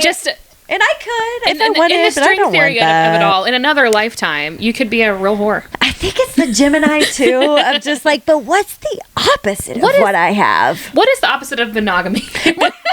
A committed, long-term monogamous relationship. It's like, what is the opposite of the day of the week we're on? What's the opposite of what we're doing right now? What's the opposite of my relationship status? That could be interesting. I think I'm always curious about other things. I'm curious. So, yeah. Well, I mean, if you were ever to end up prematurely single. Yeah, prematurely single. I like that. Prematurely single. I don't know, if Jay were to, pass or be an idiot. First, there would be a lot of fish in his mailbox. Yes, we put fish in the mailbox. Yeah, because I'm incapable of doing anything wrong. I wouldn't be a fault. It wouldn't be your fault. Yeah. I've never done anything wrong. I would gladly support you in your hoe phase. Thank you. Thank you. I think it'd be so much fun. I don't know. Maybe I'd hate it and I'd be disillusioned. But I do love secret gardens in my mind. I think it's worth trying. I know. I think so too. We are anyway, this is another committed, topic for loving relationships with our partners. That is why this is humorous. And I'm terrified of not being with him. So. Yeah, we're deeply committed. Really do enjoy it. It is fun for me. It's fun when our friends have Tinder. Oh my God. Brings me so much joy. It's fun in smut. Yes. But Rue has not enjoyed penetrative sex up until this point because she's had a lot of hookups because that's been her relationship way of doing things. And very cool. Okay. So page 216.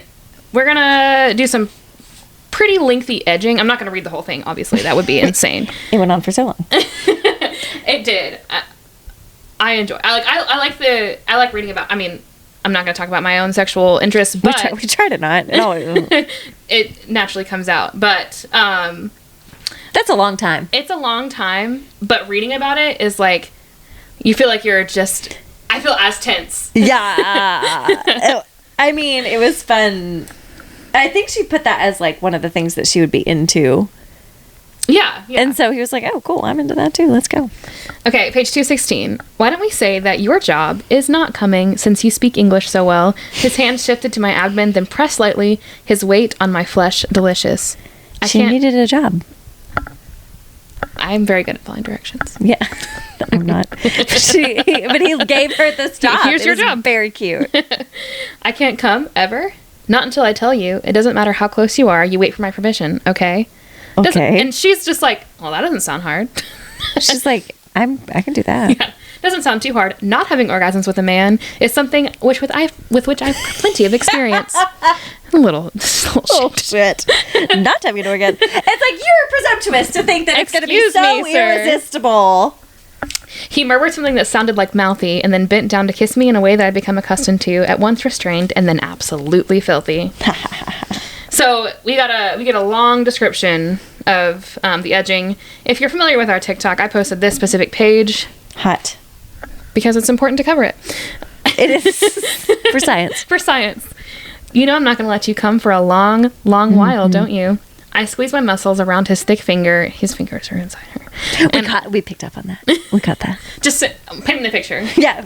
I look at the computer as if there's people watching. I know. That's our audience. I've done that too. Like that's where they are. And I point to them like, y'all know. Y'all are the third party in the room with us. So when we address you, just know that we're looking at my computer that is recording our voices. We always do that. Y'all, listen up. Let's see. I don't know where I am. Okay. Rubbed on the sharp exhale. His cock was still hard and possibly larger. Sure. What about you?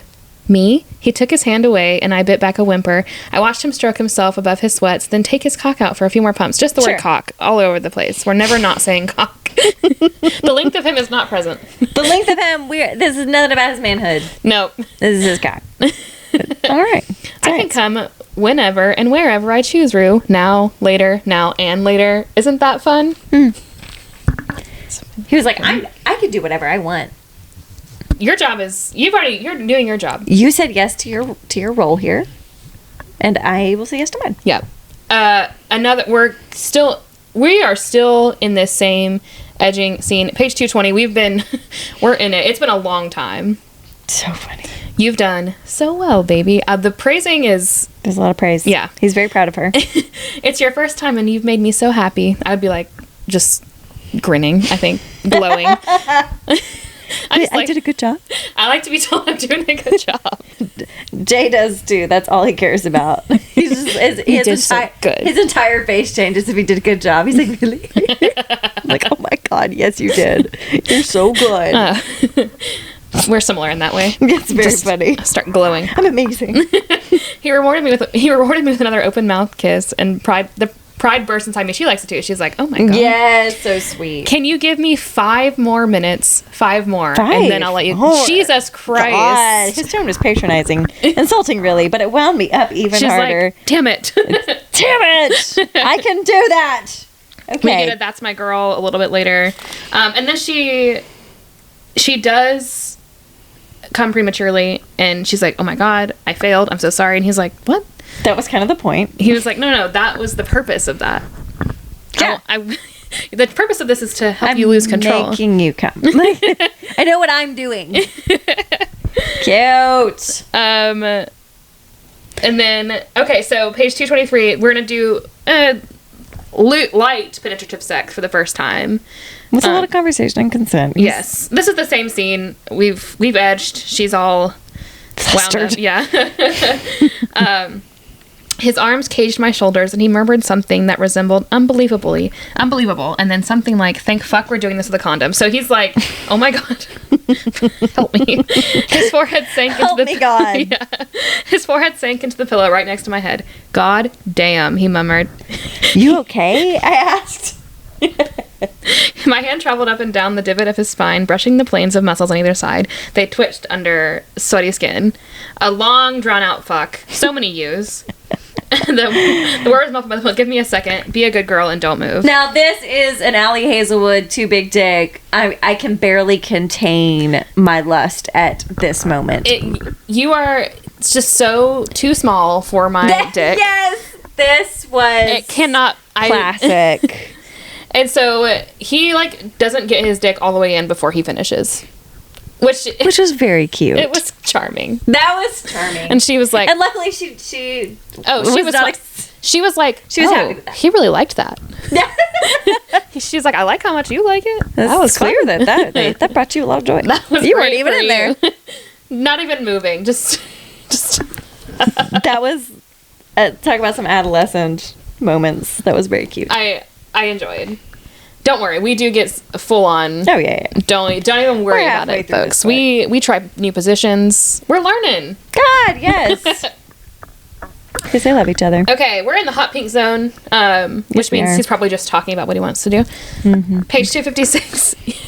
Absolutely. So, if you were to see a visual of this, like we get some plot at the beginning, and then if you're looking at my book, it is red and pink for the entire chunk of the middle. There are 2 specks of blue, which is Yes. our plot color at the very end of the book. Yes. It's just them going to work and longing for each other and having sex, and which is fun. And then the plot that is there, it's like every now and then it's like, we need some documents from Florence. Anyway.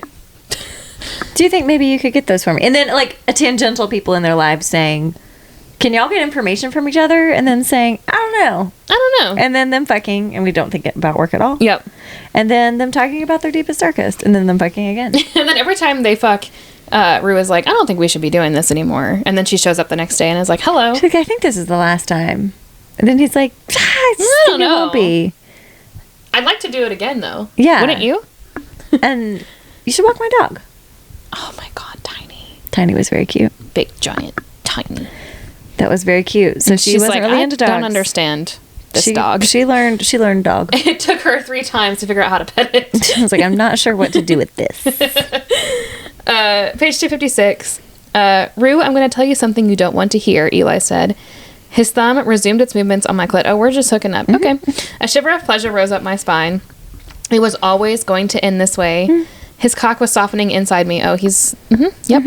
A pleasant stretch that was a little more than a counterpoint to the strumming of his fingers. Even if we hadn't matched on that damn app, we'd have met in this rink or at Klein or walking down the street, and I'd have seen you, talked with you for about 5 minutes, and you would have looked at me with all seriousness and curious and uncompromising. And when I would have known that I needed to do this with you more than anything else in the whole damn world. I would have found you in every lifetime. Yeah.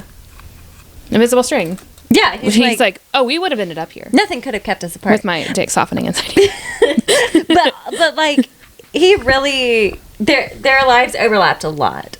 And this is unusual, I think, for, we've not really seen that trope for Ali Hazelwood, but yeah, the invisible string, like there are so many overlaps. Like it was inevitable. There's a real fate, a real destiny here.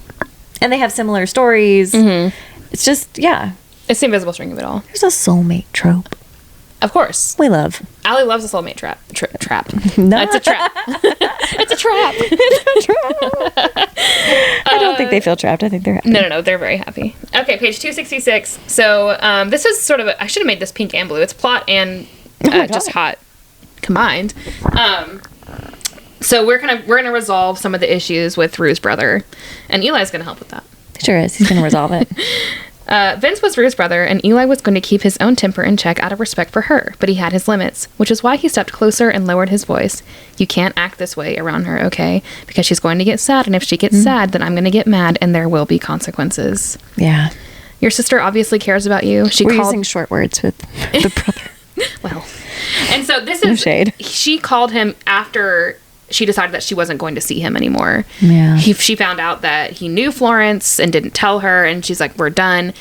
And then several weeks, no contact. And then her brother shows up, and he's the one that she called. Yeah. And he's like, well, I'm glad that... Please call me. You knew to call me. Yeah. And always please call me. Oh. It was so sweet. Your sister obviously cares about you. She called me here because literally anyone else, from the doorman to her neighbors to the fucking mailman, would not hesitate to call the authorities. But here's what she doesn't know. He leaned forward. I have an entire team of lawyers at my disposal who can make your life very, very hard, which means that I can ruin you without getting you arrested or beating you to a pulp. I wouldn't even need to make her sad. He straightened, pleased at the narrowing in Vincent's eyes. That upsets him. So this is him doing another really good protect. We take care of business. And he does resolve the situation. Yes, he does. Which is very sweet. Yes. He's like, I don't have to exert my hockey strength. He's like, I could beat you up. I could use my cash. I can use the entire team of payroll lawyers at my disposal to resolve this financial situation between you two. And without making her sad. A man with money who does a good for tech. Fixing problems left and right. Squarely my type. You want to talk about mental load? This man takes responsibility for the mental load. Hell yeah. He says, I'll take care of that. Thanks very much. Okay, so after he does that good for tech, they're gonna fuck. I mean, Yeah. what's the other option? Fuck is actually their main form of communication. Yeah, it works. Yeah. Page 279. Okay, new plan. He guided her. She's on top. He guided her off Sure. him. I'm gonna turn you around. As you should. I wrote music to my ears. Yeah. Okay, I agree. That is where Whatever you should you're put saying, me. I agree. That's all you highlighted there. Well, because that gets pretty descriptive. No, I just appreciated yep, and that is exactly where you think it's going. Yeah, and and, then, well, yep. It is, so it's a couple pages of him Fucking her and backwards. she does in fact finish with his dick inside her, and he's very proud. That was what he wanted. Yeah, and he's like, I'd like you to say it, actually. I like that. I should have underlined that, but I didn't because I was embarrassed. He's like, I'd like to hear you say it. I'd like to hear you tell me that I did that. We really cover the bases. Page 289. This is a light pink, which means love. They are falling in love. Well, he fell in love. Day Yes. one. She's admitting to herself. I took a deep breath and willed myself to calm down. It was going to be good, moving back to the sex, something I was familiar with, something I could control. But I relaxed a little too much and ended up falling into an exhausted, dreamless sleep in under a minute. We did not fuck, and I did not suck him off, and he did not go home. Instead, Eli's arms stayed around me for the rest of the night. Babies. So after they... She doesn't usually do that. Yeah, he offers, like, they talk, they have a good conversation about, like, their past and, you know, the ex-fiance, Eli's ex-fiance, and he's like, okay, so now we can lay here, and then in a couple minutes we'll fuck again. And she's like, I relaxed, and then I relaxed too hard, and I fell asleep. I think maybe I felt safe and happy. I don't know. These are foreign feelings. What do I do with this? I think I just fell asleep and feel safe. Yeah. So the next morning, she wakes up and he's gone, and she finds a little note written from him. He'd circled my middle name on the address box. Chastity, the bane of my already pre-baned existence. Horrible. Plenty baned existence. I am so sorry if your name is Chastity. Y'all, That's just for LOLs. please don't. That's not rude chastity. Don't. It's bad. I have known many a chastity. Well, of course. I've known many a chastity. That is all that matters. That Yeah. is the only thing that a woman is supposed to be, is pure and virginal. Ugh. He circled my middle name on the address box and placed 3 exclamation points on its right, which made me roll my eyes and lips curve. Underneath, he'd written, "Call me if you need me." And then right below, scribbled more hastily as though he'd decided to add something when he was already halfway out the door. "Call me even if you don't." Like, I just want to talk to you. Like, actually, I'd really like for you to talk to me. Yeah. I'd like for you to just connect with me at all times. Very cute. So they have a conversation about Florence. So basically, the overarching plot here is that he knew Florence in grad school. She took That was awful. credit for Minami. Is that how you say it? Minami, yes. Minami's work. Yeah. And then Minami, Harkness, and then Minami was with Harkness and then married someone else, Soul, and him, Eli. They were all, so it's these 4 besties. Yeah. And so, But Florence screwed them over. Oh, for sure. Big time. Florence While they is were the grad bad guy. students. So that is a thing that Ali Hazelwood brings in a lot, is like the injustices of academia. yeah. So For she sure. really covers that they did all this research. Florence took it. And then, but the story that we heard was that Florence was like taken advantage of, and then she won a lawsuit. Yeah. And then Eli finds out from Minami that Florence is trying to take the patent for Rue's research. But the thread all through has been that Rue has a written contract from Florence Yes. that says that her research belongs to her, they which both was signed. sus from day one. I'm like, that's not gonna hold up. Yeah. There's something's insidious. And so Eli is not going to stand for his woman's work being taken, and so he has a confrontation because with that's Florence. what happened to him. Yeah, and of course. they kicked him out. They kicked them all out of UT. Mm-hmm. It was wild. So he has a confrontation with Florence, and she shows up, and he's sitting in Florence's office, and she's going to try to confront Florence, and he's like, I think you and I need to talk. Let's leave, because I've covered this in here. You need to get out. Yeah, so little does Rue know that Eli is resolving the situation. Yes, and so she's angry at him, and she's angry at Florence. He does attempt to, they almost have sex on the conference table. They don't. Which would have been a great time. Which would have been great. Like, almost to the, like, literally, he unbuckled his belt loud in the quiet room. He slid his cock out of his slacks, pulling her underwear to the side. They don't. He's like, I don't think this is a good idea. Nobody asked us. The blood rushed back to the brain. Yeah, well. And then, so on the next page, we are... it's kind of disjointed the way Rue thinks. She's like... yeah. Relatable. So she had wanted to go to Hark instead of Eli because she thought Eli would be... Eli... She would have to believe it if it was from Eli because Eli wouldn't lie to her. Right. But if it's from Hark, then maybe it'll be more objective and then it's not actually true or whatever. Yeah. So she says, I'm sorry. He almost laughed. For what? For wanting to ask Hark instead of you. It's just, her voice was low. He was the safest option. His eyes narrowed and she gave him one of her, what don't you get stares. So this was falling for someone. A ruthless expansion of the senses, the meticulous, unintentional cataloging of a person's head tilt, the shape of their hand made around a wine glass, the little tells in their gaze. Aww. Eli, he loves her. I know. So that's the romance of it all. So on page 307, Ali Hazelwood does a great job of highlighting pretty much the power imbalance there is in graduate school. Yeah. As graduate school girlies, we are very familiar with the mind fuck it is to be in graduate school. You're an indentured servant. Yeah. That you're paying. You're paying them to do their work for them, and then they take the credit. Mm-hmm. It's wild. Yeah. On page 307... Come on, Gillette, this is Florence talking. Hark and Eli were never going to get the credit. They were grad students, for fuck's sake. No grad student gets credit for the ideas they help refine. Their contributions are grunt work. Which is exactly what grad school feels like. Oh, it really was. It was awful. Because we had a doctoral program, too, that we did a lot of... We were the guinea pigs. Master's students. That then we were the guinea pigs that the doc students got to practice all their stuff on. And it was problematic on many levels. And, like, everybody needs to gain their experience, but maybe there can be consent in that. We just didn't know. Yeah. I didn't know that I was going to be, like, a lab rat. Oh, no. I thought I was paying for my education. Not for I wasn't... Someone else's education. Yeah, it's interesting. I know. I mean, I had one paper that was published when I was in graduate school. And, I mean, my name is on it. But, oh, yeah, that's right. The professor who's over her name was on it, even though I wrote the whole thing. It's interesting. Yeah, and so you... I mean, she did help me get it published, but under her name. I wrote it. It's my words. It's wild. I did all the research. It's fine. It's wild how that works, though. It's wild that because in no other social construct would that be okay. We would say that's their intellectual property. Yeah. Or that's their work. You can't put your name on it. But in academia, you 100% can and do. Because you're under their tutelage or whatever, and they have a higher ranking. And it's just, I know this happens like in corporate America too, of like, oh, I did this job for my boss, and then my boss took the credit. But it's hard when it's like something you've worked on. Yeah. It's frustrating. I mean, academia is a tricky place to be. It is, for in my trauma history, I do not enjoy it. Yeah. And shan't be.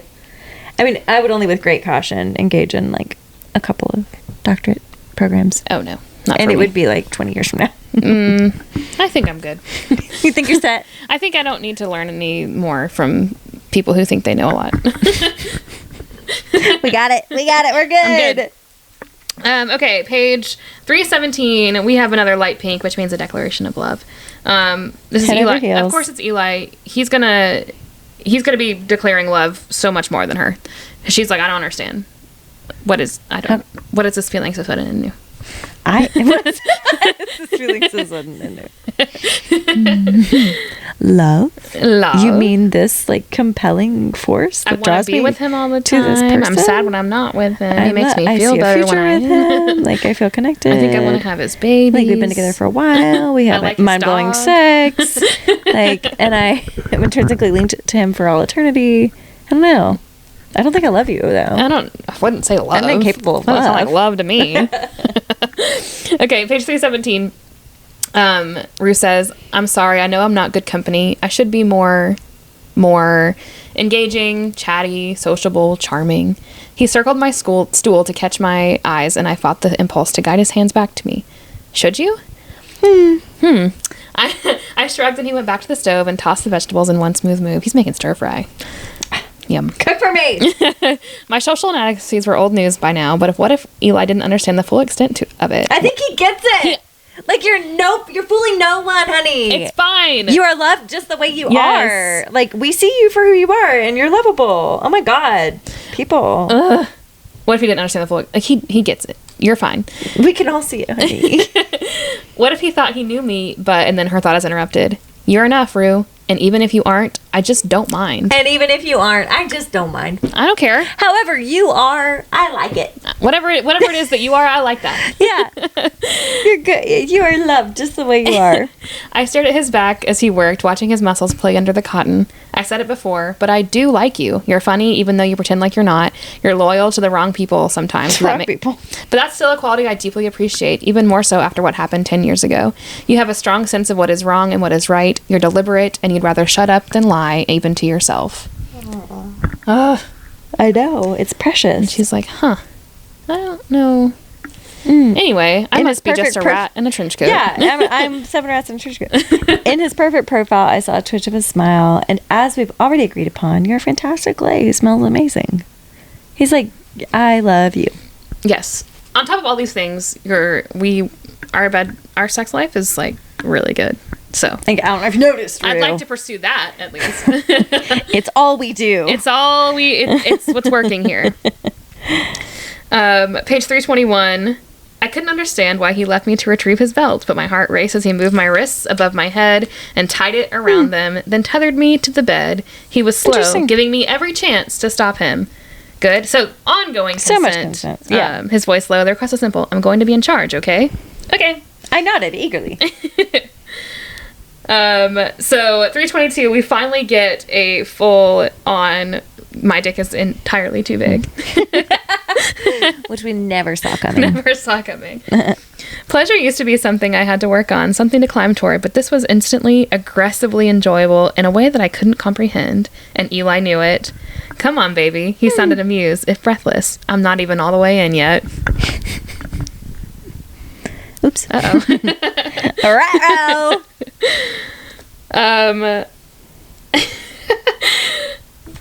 More edging.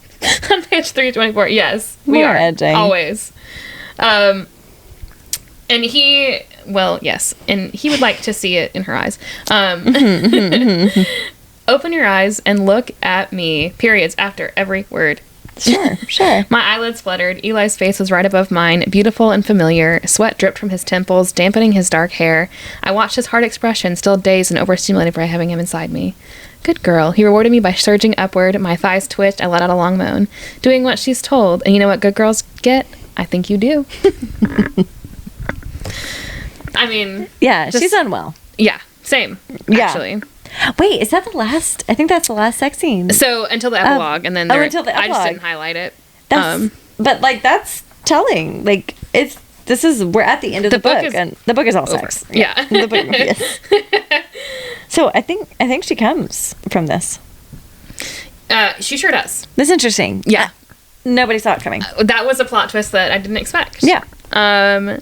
So, page 345, Eli is once again making his thoughts and feelings so abundantly clear. Mm-hmm. Out of all the people I've met, the things I've wanted, the places I've been, none has ever felt as necessary as you do. Because I love you. I love you in a way I didn't think I was capable of. I love you because you showed me how to fall in love, and I don't regret it, Rue. I wouldn't want it any other way, even if you can never say it back, even if you never think about me again after today, even if you are right after all and you're not capable of love. And then on the next page, isn't this the most tragic story you've ever heard? Which is, I love you, ain't that the worst thing you ever heard? Ali is a Swiftie. She I've is. said it before. Yeah. She said it on the page. It's Cruel Summer. Yeah. And that Austin Heat. I love you. Ain't that the worst thing you've ever heard? I'm she's so like, "Actually, sorry it to is." inform you. Unfortunately, This here sucks, we are. but I love you. Do with that what you will. We've been fucking for a long time, and now I love you. What are we going to do about it? What are we going to do about it? She gets there eventually. Eli is very patient, but he does go into a sad boy era. And Manami is like, you need to get your shit together. I love their friendship. Yeah. Manami's like, no. I don't think, whatever this is. The wisdom, she's pregnant, which is sweet Yeah. because they were trying. And she and Soul, her partner. Mm-hmm. And it's sweet for her to be like, so, Eli, I'm wise now. I'm carrying a child, so And therefore. you need to get it together. And I'm going to help you. Yeah. So Manami helps. Yes, she does. So. Woman to woman. And Rue does what she considers a grand gesture, which is basically tricking him into coming to the ice rink. And she's like, I thought you'd like the grand gesture. And he's like, I'm confused. That's similar to the grand gesture in Cleat Cute of, I'm going to make this grand gesture. It's like, what are you doing? What are you doing? And the whole time he's telling himself, like, she's just here to thank him for the lawyers and for all the things. And so he's talking himself out of He's like, please her stop. actually. He's like, okay, I it's too painful. Please just let me go. Just let me live. And so she communicates in the way that she knows how to communicate with him by asking if she can tell him a story, which is how they've been talking to each other this whole time. Mm-hmm. And he says, you can tell me whatever you want, Rue. She nodded. I used to think that endings could be happy or sad, that stories could be happy or sad, that people could be happy or sad. And I always figured that my ending, my story, me, would always fall in the latter. He itched to take her in his arms, but he let her continue. But then I met you, and you made me wonder for the very first time if there was a flaw in my reasoning. So logical. Sure. Maybe people can be happy and sad. Maybe. Maybe stories are messy and complicated. Maybe endings don't always include solutions that tie everything together in a bow. But that doesn't mean they can't. That doesn't mean they have to be tragedies. It doesn't have to be all or nothing. Yeah. Maybe the human experience is kind of complex. It's And not happy or sad. It's happy and sad. Maybe we need both. Have you seen Inside? Have you seen Inside Out? You can't have joy without sadness. Like we need both. and like you can't have anything. Like you have to have both, and so maybe they don't cancel each other out. Maybe they enrich one another. It's really beautiful to see her, and she does mention that she's had a therapist for a long time. Mm-hmm. She's worked through a lot of things. She's not just raw dog in reality out here. You can't be doing it. But so it's not that this relationship has healed her, but this is like through a lot of her own healing journey. Now she's in this relationship and she's like, wait, I'm realizing things about life. Yeah. She's like, oh, I've learned there's a flaw in my logic. I was wrong. It's really beautiful. I know. I always like in the first Inside Out where you get that whole montage of like rewinding the memory, and it's like the team came and cheered on Riley because she was sad. They came to her. All of that happened because of sadness. And it makes me want to cry every time. Because you're integrating all. Yeah. It's like, oh, her being cheered on by her team lifted up over their head wouldn't have happened without sadness. Wasn't sad. Yeah. Like, we need all of us. Yeah. Like, we need all parts of our story. Cute. Sadness is like, yeah, I like that day too. Because Riley missed the big goal. And Joy's like, what are you talking about? He's like, yeah, we missed the big goal and everybody was so disappointed. Everybody was... It's my favorite day. Oh, that's my role. That's my role in this system, is to be sad. So sweet. I love that day. Relatable. My sad parts are like, yeah, I love to feel like shit. God, okay, the sad parts have their own place in my system. All right, sorry. Well, here on 370, he says he loved that. He wanted nothing more than to learn every inch of her. His complicated, mercurial dream girl. Yes. And yes, she's this complicated, mercurial dream girl. Argumentative, antithetical dream girl. I was like, I'm getting there. Yeah, I know. Mercurial is in a different song, and it's not coming to me at the moment. Mercurial high. Illicit affairs. Ah, yes. We found it. Anyway. in the lexicon. In the lore. I was like, let me open up my files. In the catalog. Found it. It's kind of rapid in there. Okay, and then Rue has finally figured it out. But with you, Eli, I never felt the way I do with you, never. And I think that's why it took me so long to put words to it. His heartbeat went in his throat. What words? Safe, she said. Ah! And he forced himself to remain silent and accepted more silence, harder this time, and enough. It was really sweet. Ah! I thought that she was going to say, I love you. Yeah. And then it She's was like, no, you make me feel safe and accepted and enough. What? Ah! We weren't prepared. I know. I was like, last night, I was like, oh my God. I thought this was just filthy dirty. No, I'm having feelings about the filthy, dirty fucking. No. It was very beautiful. So then the epilogue, we jump into the epilogue. They're in the middle of sex, and because of course they are. They're edging. We only ever are edging. The epilogue, you think it says 1 year later, and it's like they're just in the thick of it. Yeah, right in the middle of it. And in order to get him to stop edging her, she uses the words "I love you," and she's like, I know how to get him to stop. It's super cute. And he's like, I just can't. Every time you say it, it makes me filled with so much joy. So sweet. And then they take Tiny on a walk together, which is so fucking cute. She loves Tiny now. And Tiny's always loved her. He asked her to marry him. And she's like, wait, you need to get a ring? You need to do this? Oh, it's so cute. And he's like, okay, I have one. It's like, you think, she's like, wait, this isn't, he's like, you're very traditionalist about this. Like, goodness gracious. She's like, this is not the procedure. This is not how it goes. He's like, I know. Give me a minute. I have it. She's like, you want to get married? Yes, this is where this was going. I told you that. Remember when I said that we do this and we're going to be stuck together forever? I warned you. And then she was very happy about it. Yes. She said yes. Not in love. Because they were not in love. Oh, we're in love. They were not in love. No. Did you purposely just give it 5 stars on there? Yes.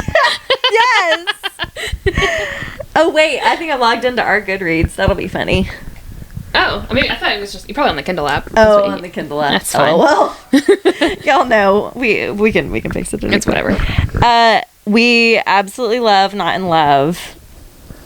Super cute. Squarely in the middle of... our genres. Yes.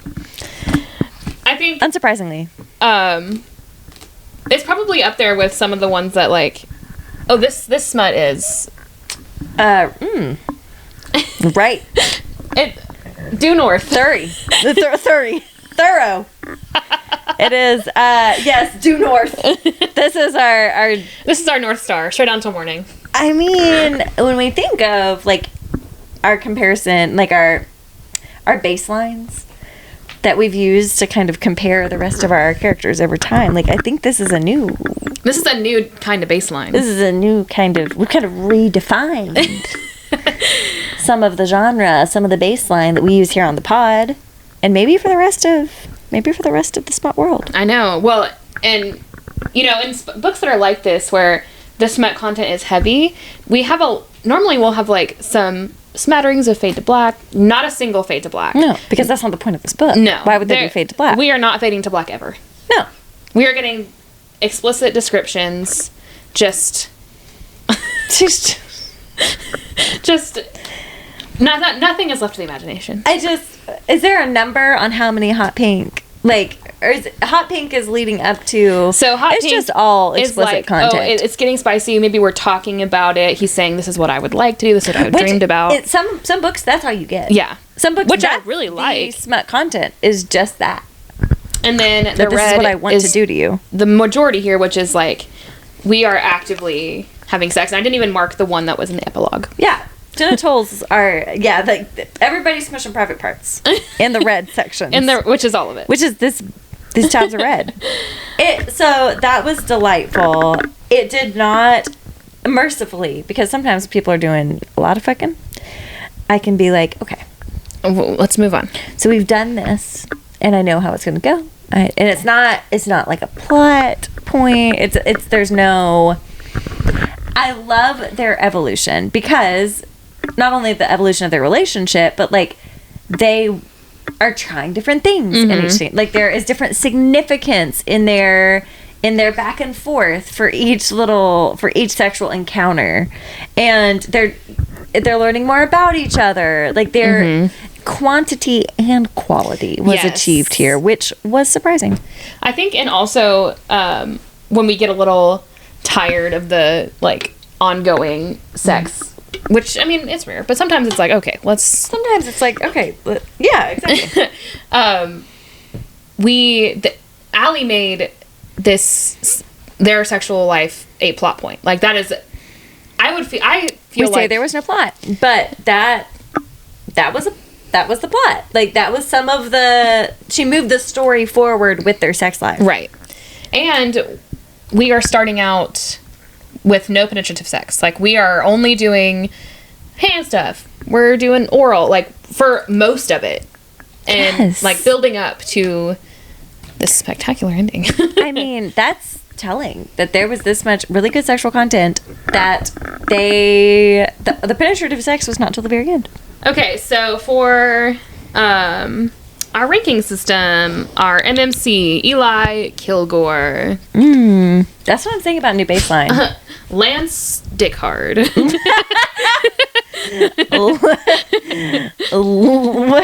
Yes. Aragorn, son of Arathorn. King of Gondor. It was like, this is a sexual icon. This is, if you're going to write a fictional character with a sexy name, Eli Kilgore, which she did mock. She did make fun of in their first. And as you should. She was like, "Are you here to murder me?" Or she was literally asking if he was a serial killer. Your name implies that you are here to kill me. Supervillain. Yeah. This is a stupid name. So Streets and Cheats. Even with his complicated miscommunication, I don't know that he was the miscommunication culprit. I think she did not know how to communicate. Well, of course. He also did not know how to get her to communicate with him. He didn't tell her. He accepted defeat. He withheld information from her.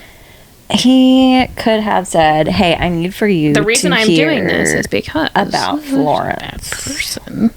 And there was like several points where like people reacted like, "Oh my God, you're friends with Florence," and then like there'd be an interruption or something, and it's like, okay, you owe it to Rue. That was a plot point. This like tension of like loyalty, and it felt like she knew that he was not telling her something, but she also wasn't asking directly. She didn't want to know. Yeah, she was like, whatever it is, I don't think it's for me. Yeah.